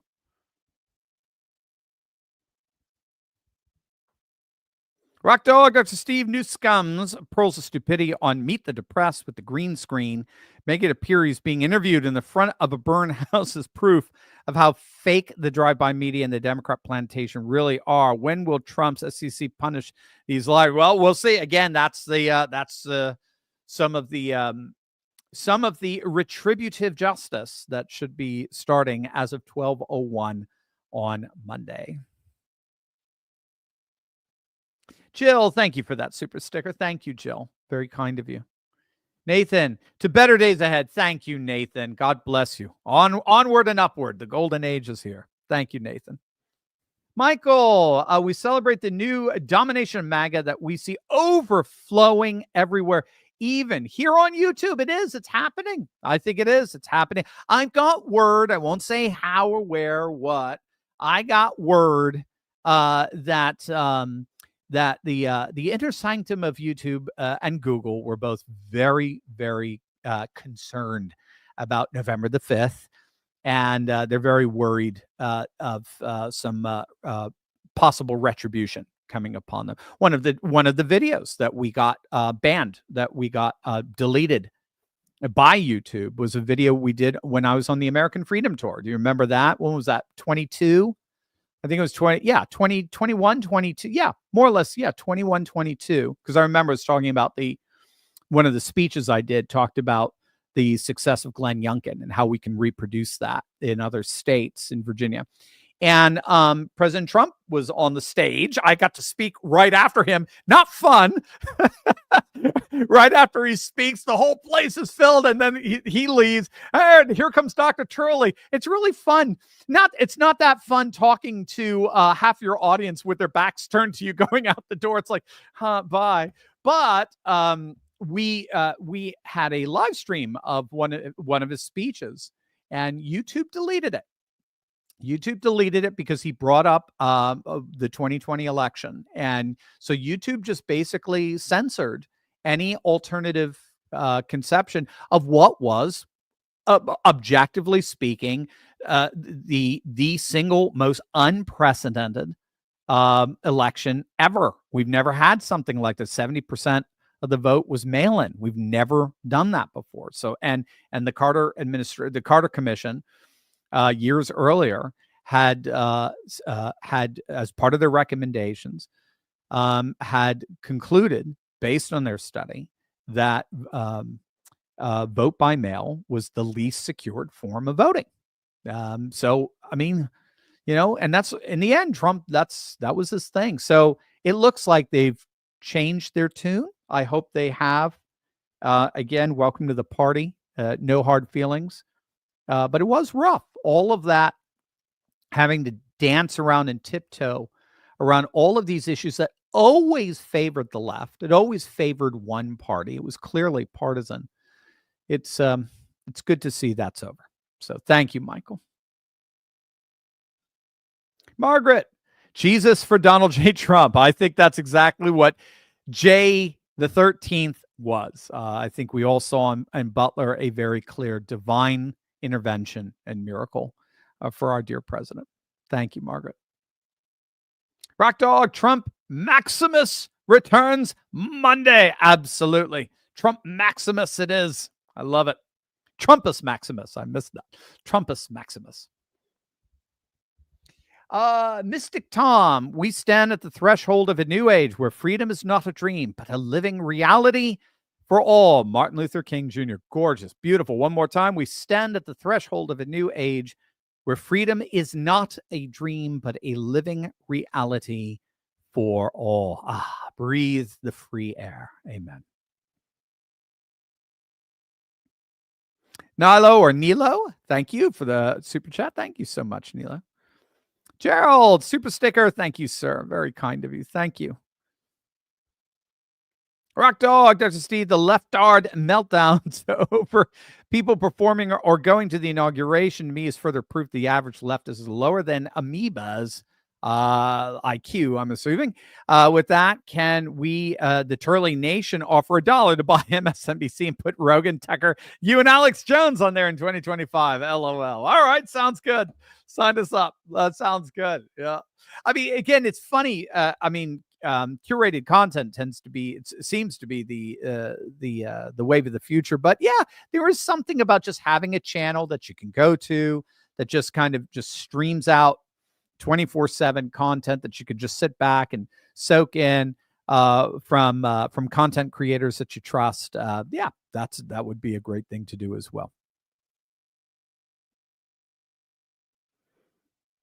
In human condition, the commies are retreating now. Most will act as if they never were. Interesting.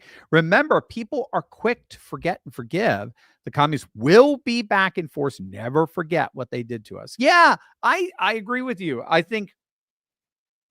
mean, the bottom line is we're fully successful if and when we are able to convert even our enemies over to our side and turn them into a different version of MAGA. I mean, this is what brought RFK and Trump together. They basically realized, we're just two different versions of the same thing, MAGA and MAHA. What if you can create conditions such that your political enemy that was trying to destroy you ends up parroting you, but in a very different, distinct version. So I'm thinking of the New Deal. So FDR was so successful with the New Deal. He had put together such an extraordinary coalition that Republicans basically, certainly since Goldwater in many respects, Republicans just simply embraced it. They just embraced the New Deal. They embraced Social Security. They embraced its extension in Medicare and Medicaid. They just embraced it. They embraced entitlements. Whereas there was a time Republicans would have, particularly more libertarian Republican, would have said, no, we don't do that. We're free market, entirely free market. So Republicans became a different version of the New Deal. But they were still entitlements were not debated. Entitlements were pre-political. And if we can move MAGA into the pre-political foundational realm so that all viable political parties now are basically arguing who is more faithful to the MAGA vision. Case in point, in Germany, particularly Eastern Germany, you have a party called Die Linke. Die Linke is a left-wing party. They come straight out of the old East German communists. So they're as left-wing as you can get economically, but they are 100% about securing the border and mass deportation of migrants from Germany. 100%, every bit as much as the AfD. So you may end up seeing Die Linke and AfD working together at some point. In a coalition. So that would be an example of where you're seeing, and you see in Italy, where you have a number of right-wing parties, but all with kind of their own shtick. Brothers of Italy, Lega, Forza Italia, they all have their own sort of shtick on the right, all variations of the same thing. If we can convert as much of the political left right now over to our side as possible. I mean, even Bernie, if you think about it, even Bernie was more to the right on H-1B visas than Elon was. If we can do that, we're seeing it with Cenk Uygur a little bit. We're seeing it with the Young Turks and a Kasparian. If we can start converting enough of the left to be a different version of MAGA, and then we've won far more than just an election. Patriot Jules, question: Doge can cut spending, but as stated by Senator McDaniel of Mississippi, they cannot touch entitlements or Social Security or the military budget. That constitutes 75% of the budget. What do they really have control over? No, I get what you, as I understand it, Doge, when all is said and done, is there to dismantle the deep state. They are there to basically dismantle the military-industrial complex. They're there to dismantle all of the regulatory agencies that have exercised inordinate power. That's how you ended up getting. That's how OSHA was able to impose the vax mandate on you if you worked in a company with 100 employees or more. It's basically dismantling all of that ways. as I understand it, that can all be done by EO. Then there is the next level, and that is where do you remove waste, particularly with entitlements. And this may even end up with the Defense Department as well. That's when you have to go through Congress. So what they'll do is they'll give their proposals, and then it'll have to be voted on by Congress. And that's where there's going to be some wheeling and dealing going on, because you got Republicans who are basically financed by lobbyists who all work for those special interests, and in that 75% of the budget. So it's on. It's going to require some serious political finagling, no question.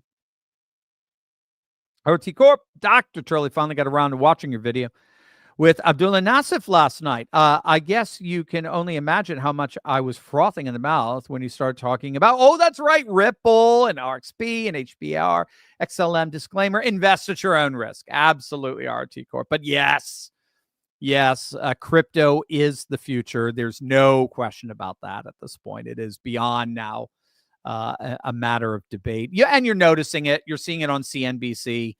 The amount of, the amount of crypto critics, like the Oracle from Omaha, Warren Buffett. The amount of these crypto diehard critics they're just dwindling, especially now with a pro-crypto administration and all the deregulation that's going to happen. Good deregulation is going to happen, starting at 12:01 on Monday. But yeah, I don't know if you're familiar with Abdullah and Good Morning Crypto, but they're a great program and talking about the evolution of finance right now into the realm of cyberspace, which is going to be it's a whole new sphere. Like we've talked about, we had a whole live stream on that with the noosphere and the world of technopopulism, of how the cybersphere really is, the cybercosm or technocosm really is emancipating us from the old industrialized woke institutions and helping to create a whole new civilizationalist world. It's fascinating stuff. Roger, I can't wait to see the executive orders roll out. 100 of them, Roger.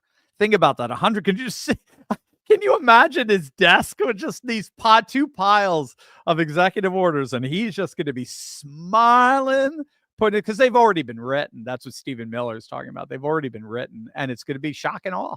It's going to be amazing. Absolutely. Again, like I said, you're going to go to bed at night on Monday night, feeling like it's a new country. By the way, we'll have our live stream Monday night. Looks like from DC. We'll be at the inauguration. So we'll be chatting with you guys straight from this the center of the world. Strange Marvel theories. The left has set President Trump up for his finest hours as president. I gotta savor that one a little bit.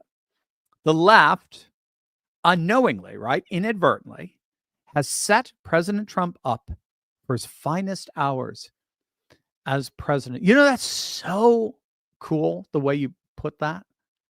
The left has set up President Trump for his finest hours as president. It's cool because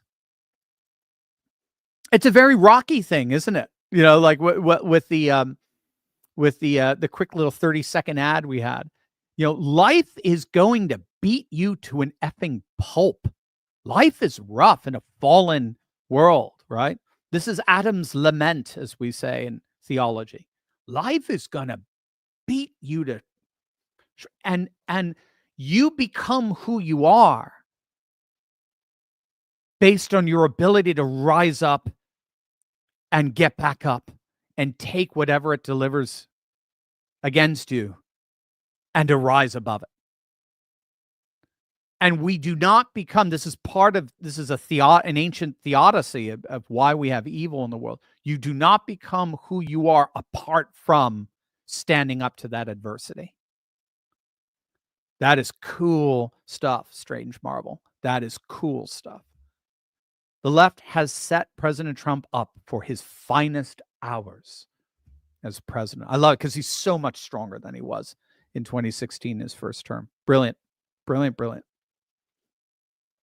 Mark of the Roses question, Steve.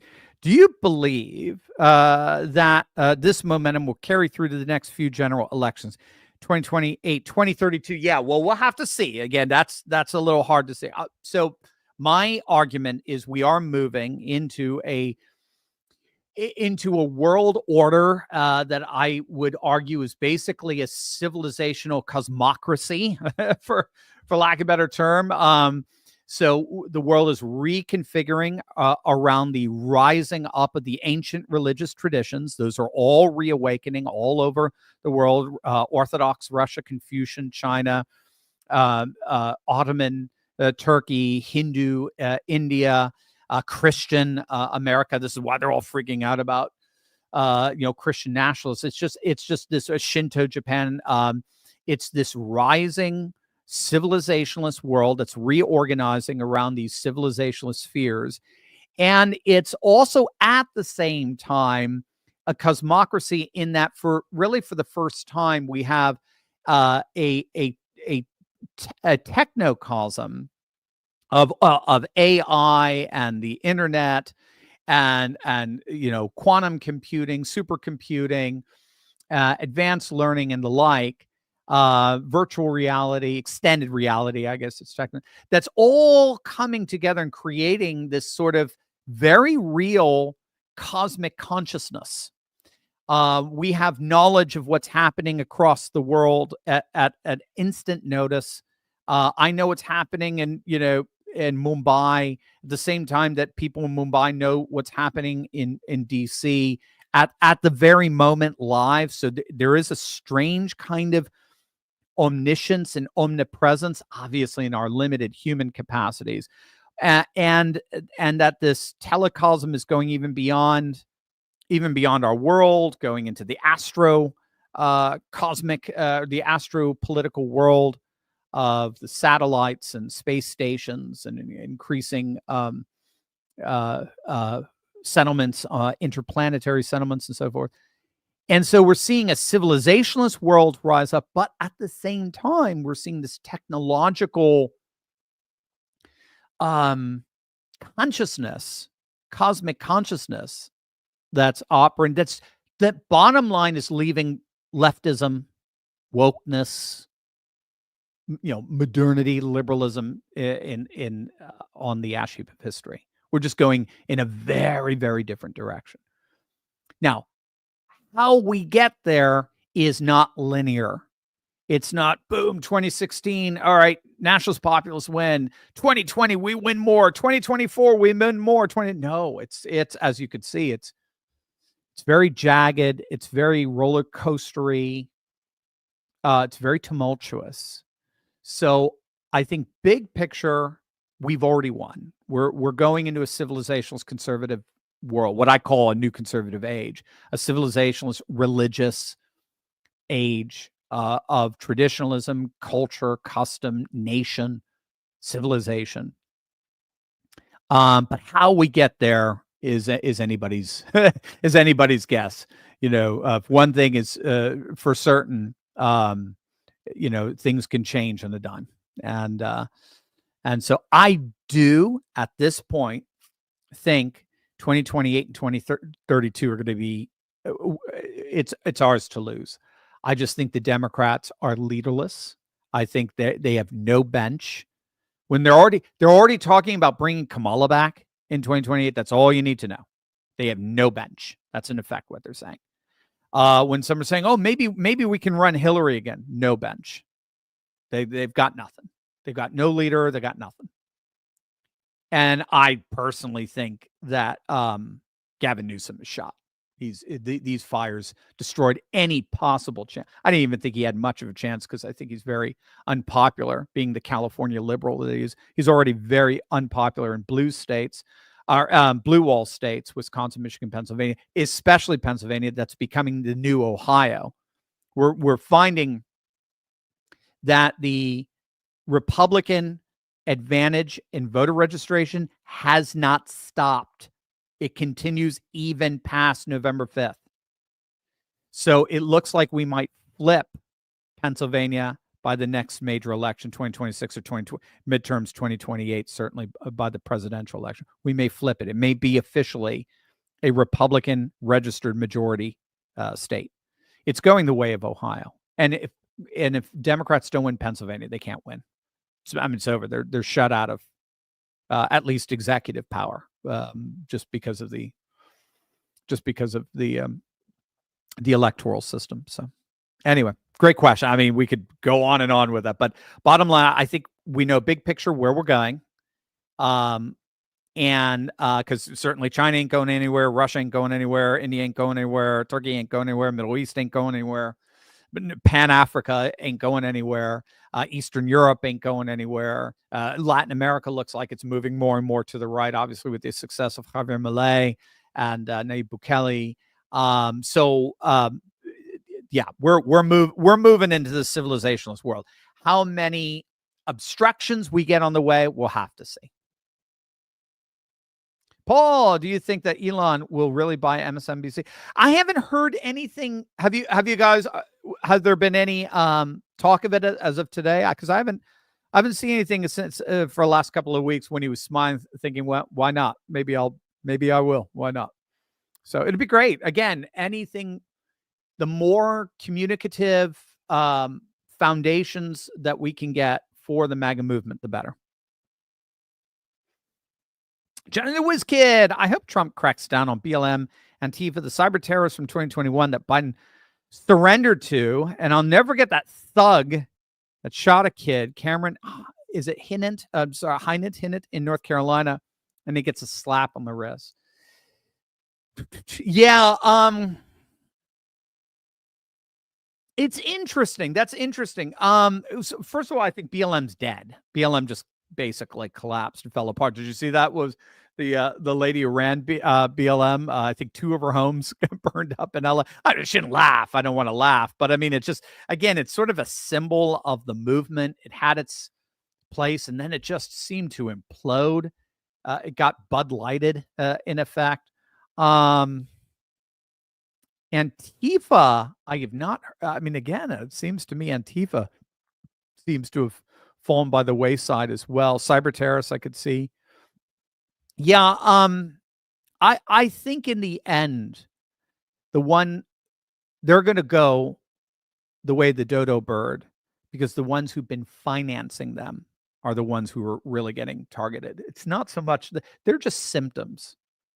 The real bacteria that were behind the rash is the financiers. It's the billionaires who are writing the checks for that stuff. They're the ones I think you can definitely expect are going to get cracked down on. That's for sure.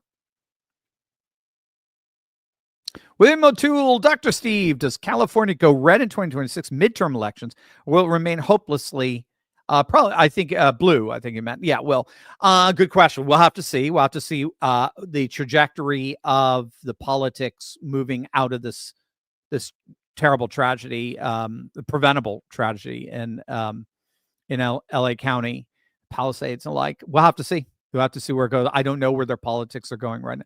Right now, as we speak, it's been moving red nationally, right, for a national election. We'll have to see what happens with the midterms. We'll know. We'll have a pretty good idea, but it's probably take us about a good year or so before we have a good idea, and then we'll go to we only provide the best for you guys, so we'll go to our awesome resources. Rich Barris, People's Pundit, got the #1 most accurate pollster accolade of 2024. So we spent a lot of time with Rich, making sure you guys have the best polling information out there, because he takes polling to a whole new level. So we'll have Rich there. We'll have Mark Mitchell, who also was in the top 3 from Rasmussen, most accurate pollster of 2025. 2024, and then we have a number of election modelers. Seth Keshel, we'll have Seth on as well. Again, what was he? It was like 98% accuracy rate in all of his predictions. He predicted every single swing state correctly. So we'll have them all on about a year or so, or whenever they say, I think we're seeing where California and other swing states are going, or just states in general are going for the midterms. We'll have them all there. That's the benefit of coming to this channel is that you're going to have the best resources so that you can analyze what's really happening in our nation and around the world. James, not cowards, but failed tyrants. Proof is monetization being back. Thank you, James. Yes, failed tyrants. Love it. Failed is right. It's over. It's a new MAGA world. And get right. Get on the Trump train or get steamrolled over. And looks like big tech doesn't want to get steamrolled. Eric the Red, do you wish RFK Jr. happy birthday? Did you wish RFK Jr. happy birthday today as one of his a fellow Capricorns yourself? That's right. Belated happy birthday to you again. Thank you, Eric the Red. Yeah, I'm December 29th. That's right. And a huge happy birthday to RFK Jr., one of the few people I know who looks and seems to get younger with every birthday. He is a biohack fiend, man. He is awesome. So yes, a huge happy birthday to RFK Jr. Robert, God bless you. God bless you and your family and everything you have done for this nation. God bless you. Franz, good morning, Dr. Steve. Bio-Leninism smells a lot like cultural Marxism. How are they similar? How are they different? Yeah, so you're absolutely right. Bio-Leninism is cultural Marxism. What Bio-Leninism does is it draws out, the difference between classical Marxism or economic Marxism and cultural Marxism is economic Marxism believed that the oppressor binary is inherently social. It's inherently economic. Okay. And that the oppressor is able to overcome the oppressed binary through economic policy of the government, a particular kind of social policy that favors the economically deprived as over and against the wealthy. Cultural Marxism sees the oppressed-oppressor binary in cultural terms, racial terms, gender terms, sexual terms, and it seeks to overcome that oppression by deliberately marginalizing a dominant, supposedly oppressive gender, race, and sexuality. So white, heterosexual Christians are now the bad guy. And there is a deliberate attempt to marginalize in a reverse form of racism the white Christian male, everything now white is racist, men are patriarchal, and so forth. And heterosexual, of course, I have to bring that rather than just Christian, heterosexual. And then the Christian is just the dominant culture. And then what Bio-Leninists argue is that in that, or what critics of Bio-Leninism argue, is that what Leninism involved was a system of hierarchy among the ranks of the leadership. So, okay, you've got cultural Marxism, the binary switching from the economic to the cultural. All right, how are we going to bring this about? How are we going to enact this movement of liberating and emancipating the oppressed? Well, we need a leadership of some kind. And that's the Leninism, right? So you've got Marxism, which is the theory, but then you got Leninism, which is the enactment of Marxism. And what happens is that in the structure of the leadership that's supposed to enact cultural Marxism, you get promoted through the ranks.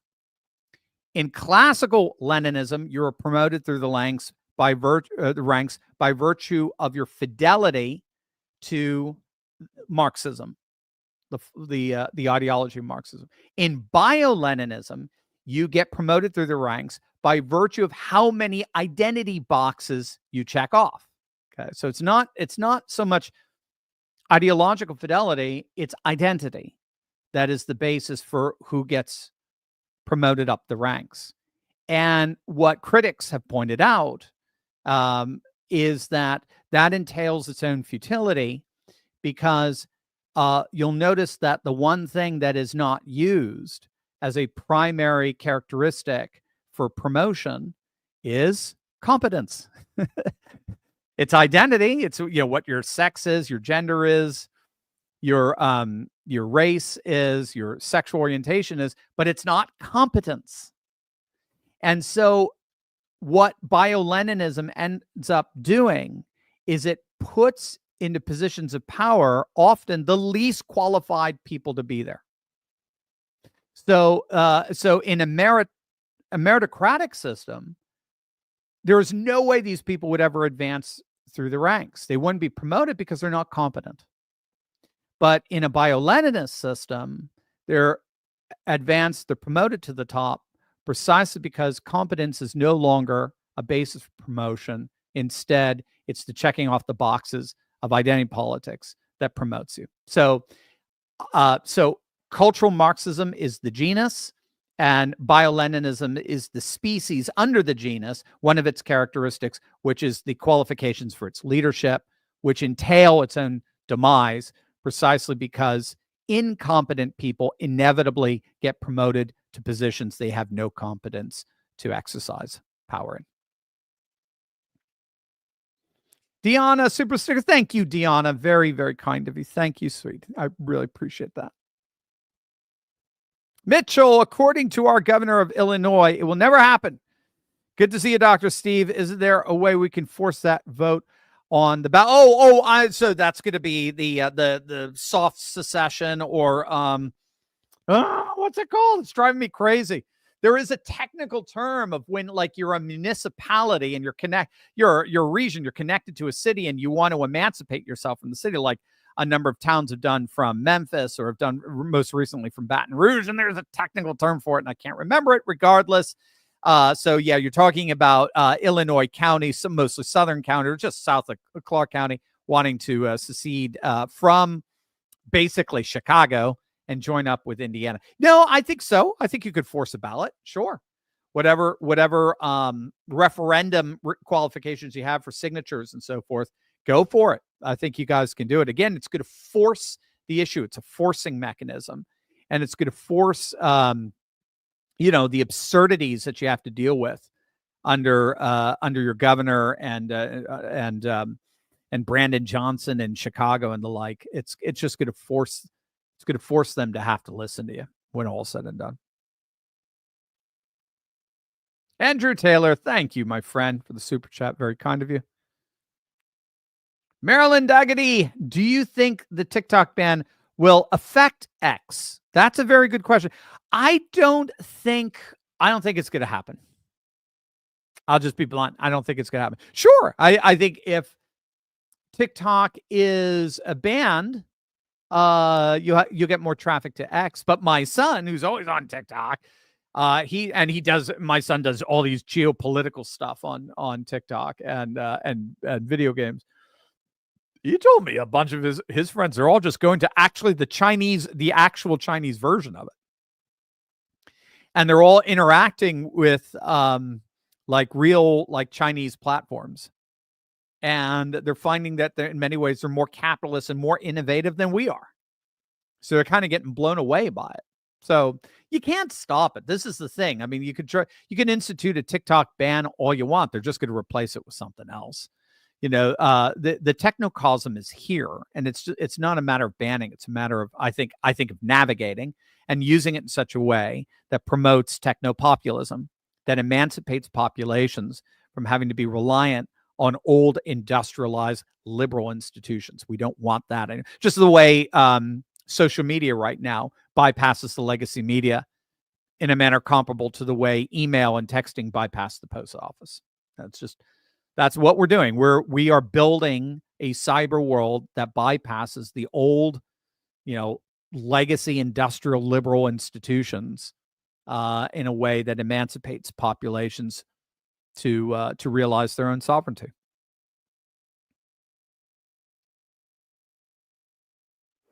DD, really loved your election coverage, Dr. T. It was so uplifting and accurate. Thank you, D. I have you guys to thank again. You carried us through that. I'm not going to beat around the bush. 2024 was hard here financially for us as a company. It was very, very hard because of what big tech did. And they were also suppressing our videos in many ways, because if we're not making if we're not making Google money with all the ads, then they don't share our videos. The algorithm just leaves us behind. So it was a really tough time. And it was a pleasure to do it for you guys. You guys were, you were beyond. Sorry. Is it Red Note? Yes. Micah, our producer, Gen Zer, he's saying everyone's going to Red Note now. So yeah, you get rid of TikTok. They're just going to go to the real thing, the real Chinese thing. So thanks, DD. Yeah, it was tough, but because, the interaction we were getting, and we saw it, we saw Trump had that. He had that win. You could see it months away. He had it, whether it was with Biden in June or with Kamala switching over in August. He was going to take it. He had it. You could see it in all the fundamentals, and outside of some serious shenanigans that Mike Whatley and Laura Trump of the RNC made sure would not happen. But outside of that, it was almost impossible for the Democrats to win. And they wouldn't tell you that because they're just going to lie to you. That's what they do. But so thank you. It was an honor to do it for you guys. And it was an honor to work with and rely very much on the amazing work of people like Rich Barris and Mark Mitchell and Seth Keshel and other pollsters and data analysts and modelers who were spot on. They were brilliant. And their brilliance helped us to give you the best, most reliable coverage of that election. And here we are. Now we get to sit back and reap the rewards. Lord Voldemort, I'm worried about liberal judges doing everything they can to thwart and slow down Trump's agenda. How do we stop that from happening? Yeah.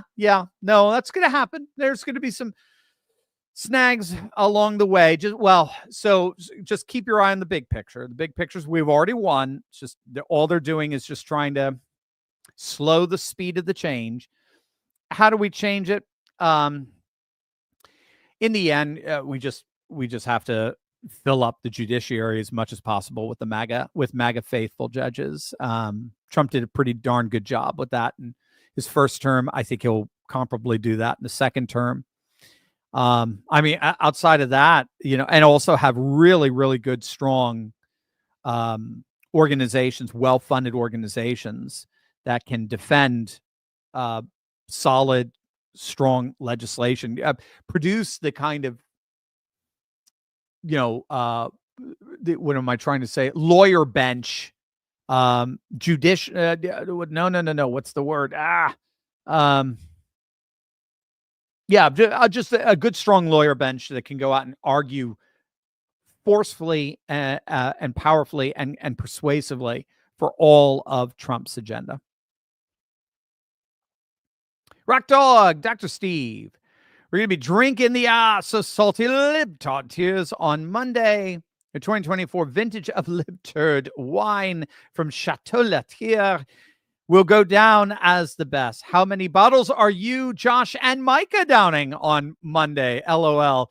My, oh my, Josh and Micah, how many are we going to be downing on Monday? Well, I can't down too many, or else I can't do our live stream on Monday night. But, oh my, yeah, I think I'm just getting a smiley face from Micah. I think we're certainly going to have a lot of fun.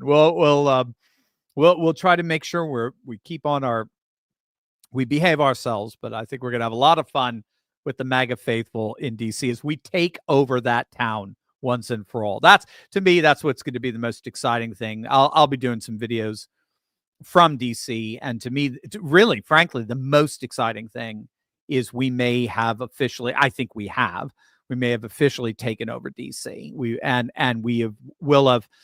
We'll perform a MAGA-based root canal and just completely dismantle the rot that has taken over DC. And once you've dismantled it from DC, I think you've killed the queen bee, as it were. I think you've taken out the heart of the liberal woke rot that has overcome our country for decades now. And the cardiovascular system, the circulatory system I believe will go fully MAGA from that point forward. If you put a MAGA heart to the center of our country in DC, I think that's it. It's over. It's just from that point forward. It's just how MAGA are you? You know, what shade of MAGA are you at that point? Deborah, thank you for all your hard work. Thank you, Deborah. Thank you for being out there for us. Can't thank you guys enough. Deanna, thank you. I think we saw Deanna. Is that a second one? Thanks, Deanna. Very appreciated. Liam, will future GOP nominees get the same level of support Trump got from minority voters, in particular Latino and Hispanics, or was it just for Trump? Has yet to be determined. Depends how the GOP, depends how smart they are, or the counter is how stupid they are. If the GOP goes the way of Mitt Romney, you could kiss goodbye the non-white vote. Just you forget about it. It's not going to happen. If they go the way of full-blown populism, they will be the party of the minority. The minority voter will go the way of the GOP, because the minority voter is very, very prone. It's the minority voter, for lack of better terms. So we're talking Latino, black voter, particularly black males, Asian voters. They are 100% behind border security, 100% behind protecting American jobs and bringing manufacturing back to our country and being energy independent. And they're 100% supportive of our traditionalist values. They're not woke. Again, the elites among them, as with whites, the elites are woke, but the rank and file are not. And the more the GOP embraces a nationalist, populist, traditionalist, right, border security, economic security, cultural security platform, the more they will bring in the non-white voter. No. The moment they go full-blown globalist, the moment they go open borders, the moment they go, shipping manufacturing overseas, the moment they go with these flowery sort of consumerist woke values, we're dead. We're dead in the water. We're gone. Sebastian, thank you, Dr. Steve, for spreading the truth and everything you do for our country. Love listening to you. Let's make America great again. Thank you, Sebastian. Thank you. Susan, why do you think someone on Biden's staff posted on X, POTUS account, the 28th Amendment, Equal Rights Amendment, was now being recognized even though the Constitution was never ratified to create the 28th Amendment? What's the intent? To indoctrinate? Yeah, or just more incompetence. If that's what they did, that's just more incompetence. Obviously, there's the ERAs hasn't even been talked about in 40 years, 50 years. So I don't know what they're up to there. Quark. Good morning, Mr. Charlie. What are your thoughts on how the Trump team will handle the 30 by 30 project that wants to add natural processing on the federal balance sheet that would take America's private property if not stopped? So they'll destroy it. They'll kill it. This is going back to the old liberal binary of nature versus culture.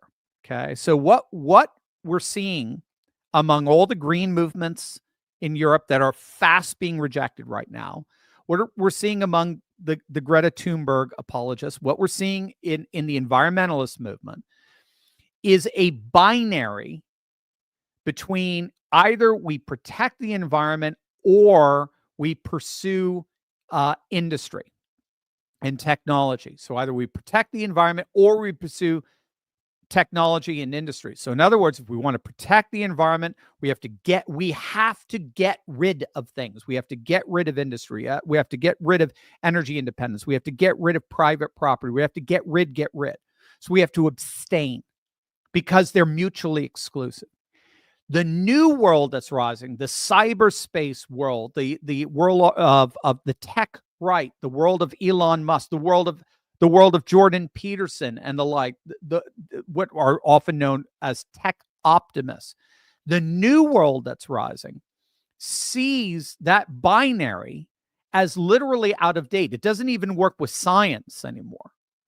The new science argues that the human mind and human ingenuity in industry can, it doesn't always, that's what this old binary is operating from, but can work in such a way not to just work in tandem with our ecological environment, but actually work to enhance our ecological environment.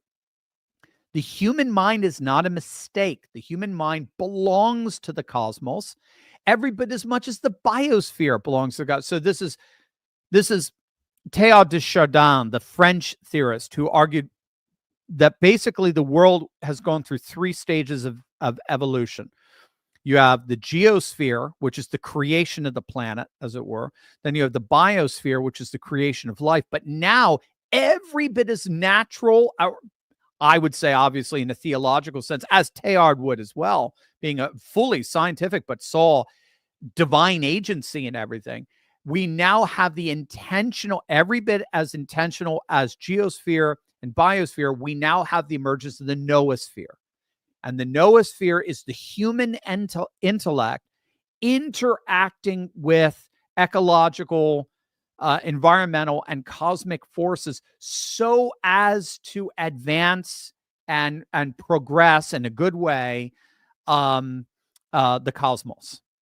And the crystallization of the noosphere today is increasingly cyberspace and all of our new technologies that are rising up that work with, in tandem, and even transformative of, for the good, of our ecological environmental order. So all of these old liberal environmental catastrophe legislation that they're trying to pass, that's all going the way of the dodo bird. The new tech right, the new environmental right, is a world where tech and tradition, where innovation and ecology come together for the betterment of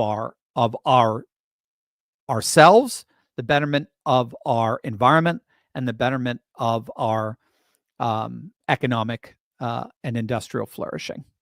So they're not at odds anymore. They're one and the same. They belong to the more industrial, in the good sense of the term, the more innovative we are, the better we help the environment. They just work in tandem together. That's the way Elon is working. That's the way the new tech right is working. That's the way MAGA is working. That's the way Maha is working. This old stuff is gone. Again, there's going to be some lag. They're going to continue to try to frustrate, but it's all falling apart for them. BW, I was on the Lotus Eaters. Oh, very good. Say a big hello to Dan and all the boys and Carl and the like.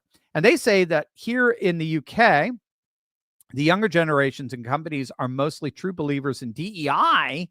When older people retire, this might just be a retreat. What do you think? Okay, so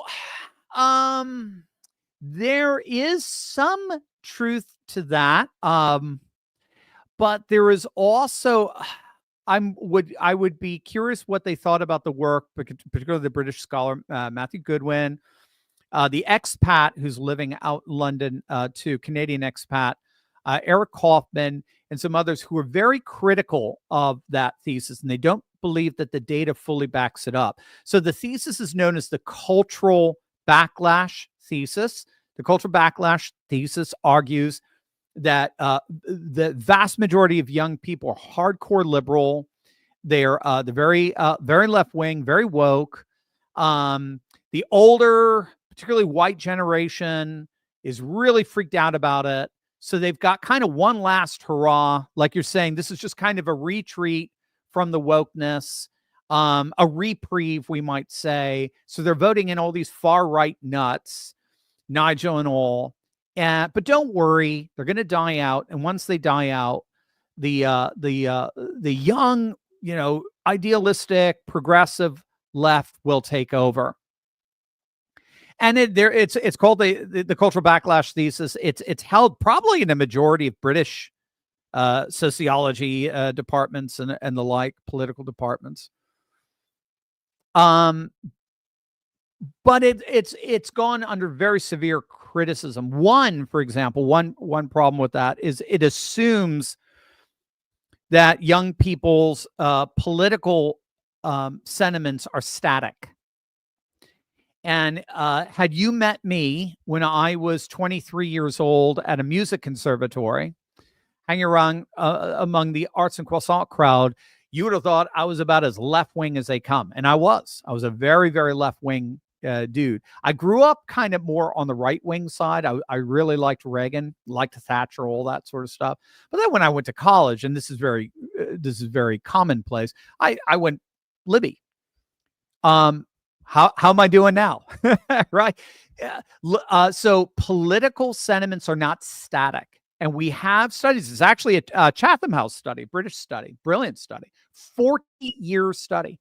And they found that people naturally move to the right by 1% to 2% every year they age.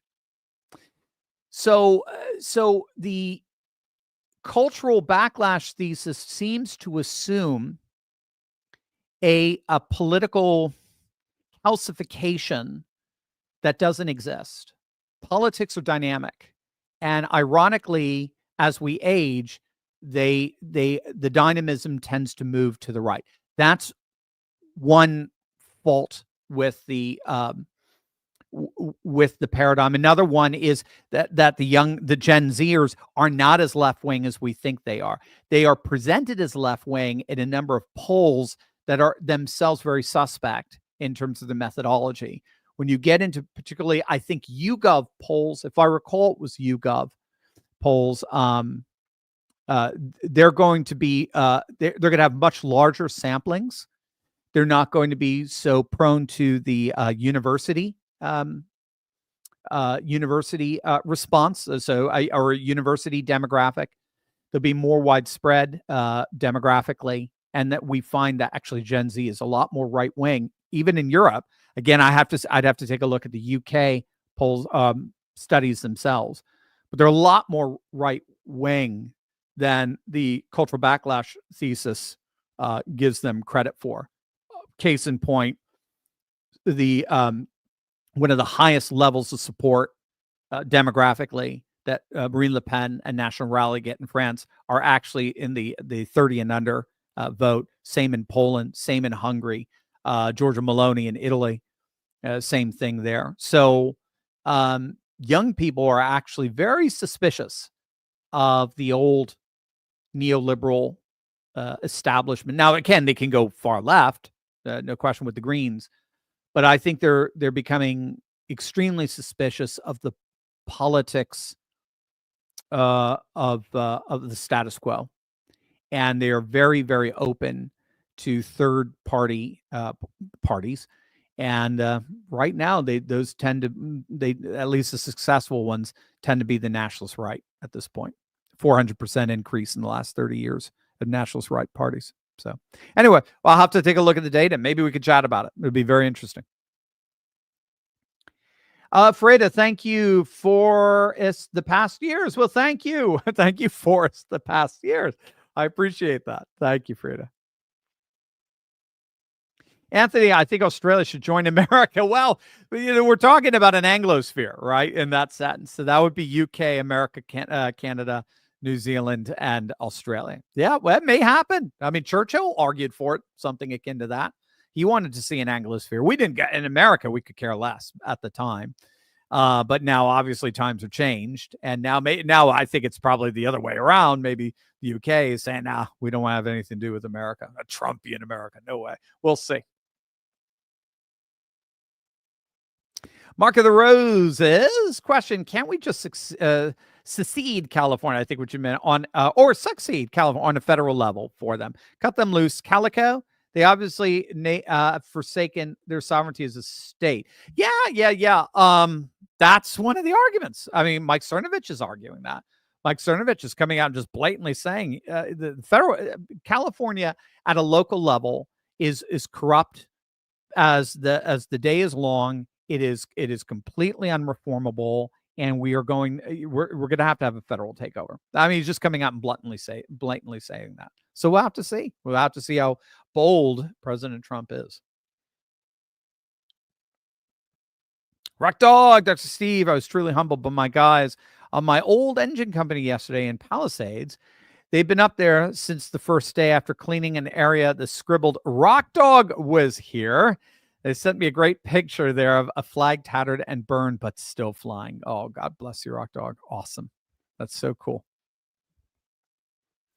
Rock Core, ROT Corp, Dr. Turley, as a Georgia boy, I like see Georgia changing from a backwater state to a leader. But my apologies for it becoming blue. Yes, it was. Now, others have been able to do it and stay red. Florida, Texas, obviously, Tennessee, Oklahoma is assuming that mantle, a bit of leadership there. North Carolina. So yeah. It's a little, I just think it's the industries that it brought in, particularly the Hollywood industry that brought in. So yeah, we just have to keep fighting for Georgia. I mean, you certainly have the culture, the essence, the soul of conservatism there, faith, family, and freedom. So we just have to do it. But I love Georgia. Savannah's probably my favorite city in the country. Savannah is so aesthetically breathtaking as a city. And then with all the different squares and the churches located and all, I mean, it's just unbelievable. So no, I'm with you. I love Georgia, and I've always loved going to Atlanta. I always did our classical, the Association of Classical Christian Schools always did its Repairing the Ruins conference there. So I've been hung out in Atlanta a lot. So no, I love Georgia. I want to see Georgia just flourish. Absolutely. Rock Dog, Dr. Steve, well, talked about this recently, but honestly, who do the Democrats have that can honestly have a chance, say, against J.D. Vance in 2028? I can't see any one of them that can win on the national stage. Have we actually witnessed the end of the Democrat Party? Possibly, at least for the foreseeable future, because they just don't have a bench. I think you're onto it. They don't have a bench. Again, politics is crazy. Anything can happen, but you don't have the legacy media being able to trumpet them anymore the way they used to. Their audience has just completely dwindled. Their infrastructure is being dismantled as we speak. Their political infrastructures, all their NGOs and so forth, they're all going the way of the dodo bird with the dismantle with Doge and with the dismantling of their infrastructure with Trump. Yeah, I don't know what they're going to do. Mark of the Roses, are the executive order signings going to be shown or explained live? Good question. I don't know. I told you guys about his schedule. It's already been released, what he's going to do.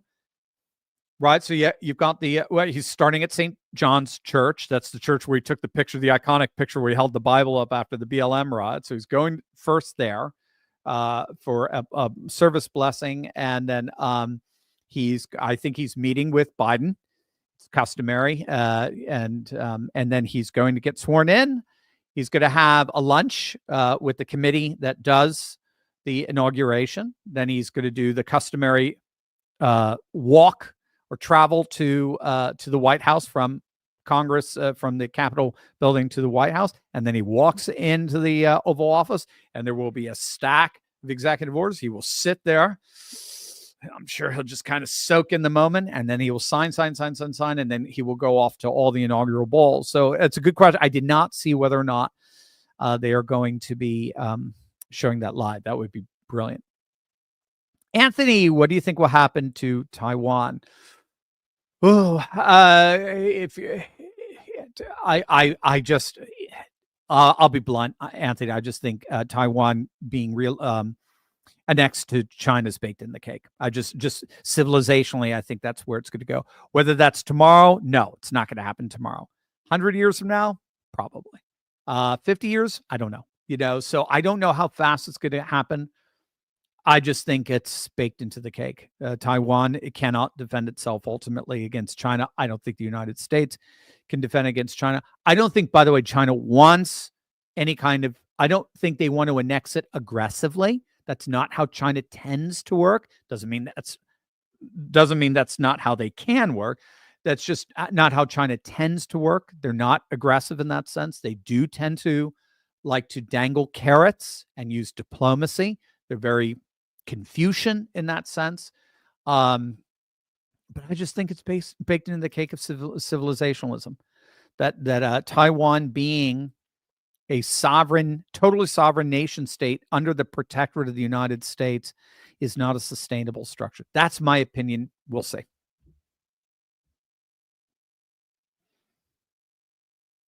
Bert, do you remember back a few years ago when Trump talked about having a desk on stage to start signing? I do.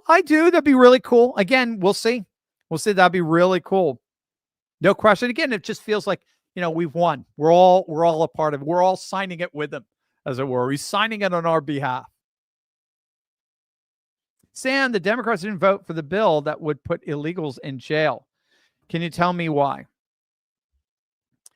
And this is right. This is about a bill that would, it's not even jail. I thought it was like automatic deportation or something like that of any Democrat or of same thing, right? Of any illegal migrant arrested for a violent crime. The answer is very simple, Sam. The Democratic Party has been overrun by lunatics. They are absolute lunatics who are advocates of what's called anarcho-tyranny.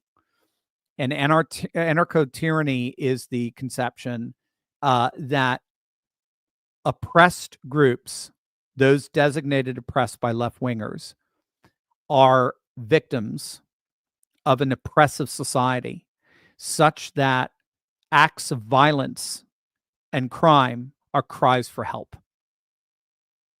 And so rather than jail them, we need to help them.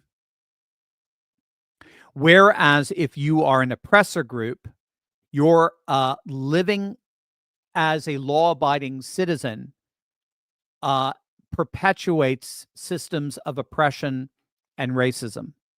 So therefore, you are the legitimate object of punishment. So that's what anarcho-tyranny basically is. The left has been overrun by lunatics. It's just that simple. Democrats are have been taken over by absolute lunatics. Patriot Jules, oh my God, Dr. Steve. So not only were you born on my daughter's birthday, that's right, December 29th, we both love Savannah. There you go. Excellent. I love the name Savannah so much that I named my dog that. I do love Savannah. That's a bit. And am coming up to 2 weeks of the first year anniversary of her passing away from cancer. Oh, I'm so sorry, Patriot Jules. God bless you. God bless you. God comfort you during that time. Absolutely. God bless you. RT Corp, Elon Musk buys Washington Post, fires everyone. Give it to Dr. Turley. Calls it the Turlington Post, or the Turpo. Imports Turley Talks and the Turley Talks family, makes a documentary and calls it The Turley Goes Postal. You have way too much time on your hands, ROT. Way too much time. I love it. Hilarious. And that's it. Perfect ending. Hey, gang. God bless you. Thank you guys for sharing this celebratory live stream together. Not only did we get our monetization back and our super chats back, but also it is officially our last live stream before the one and only Donald J. Trump takes office. Our last live stream of the Biden era, last live stream before Trump. God bless you guys. Have a wonderful weekend. I will see you from DC for the festivities at the inauguration. God bless, gang. What a weekend. Soak it all in. It's historic. Take care.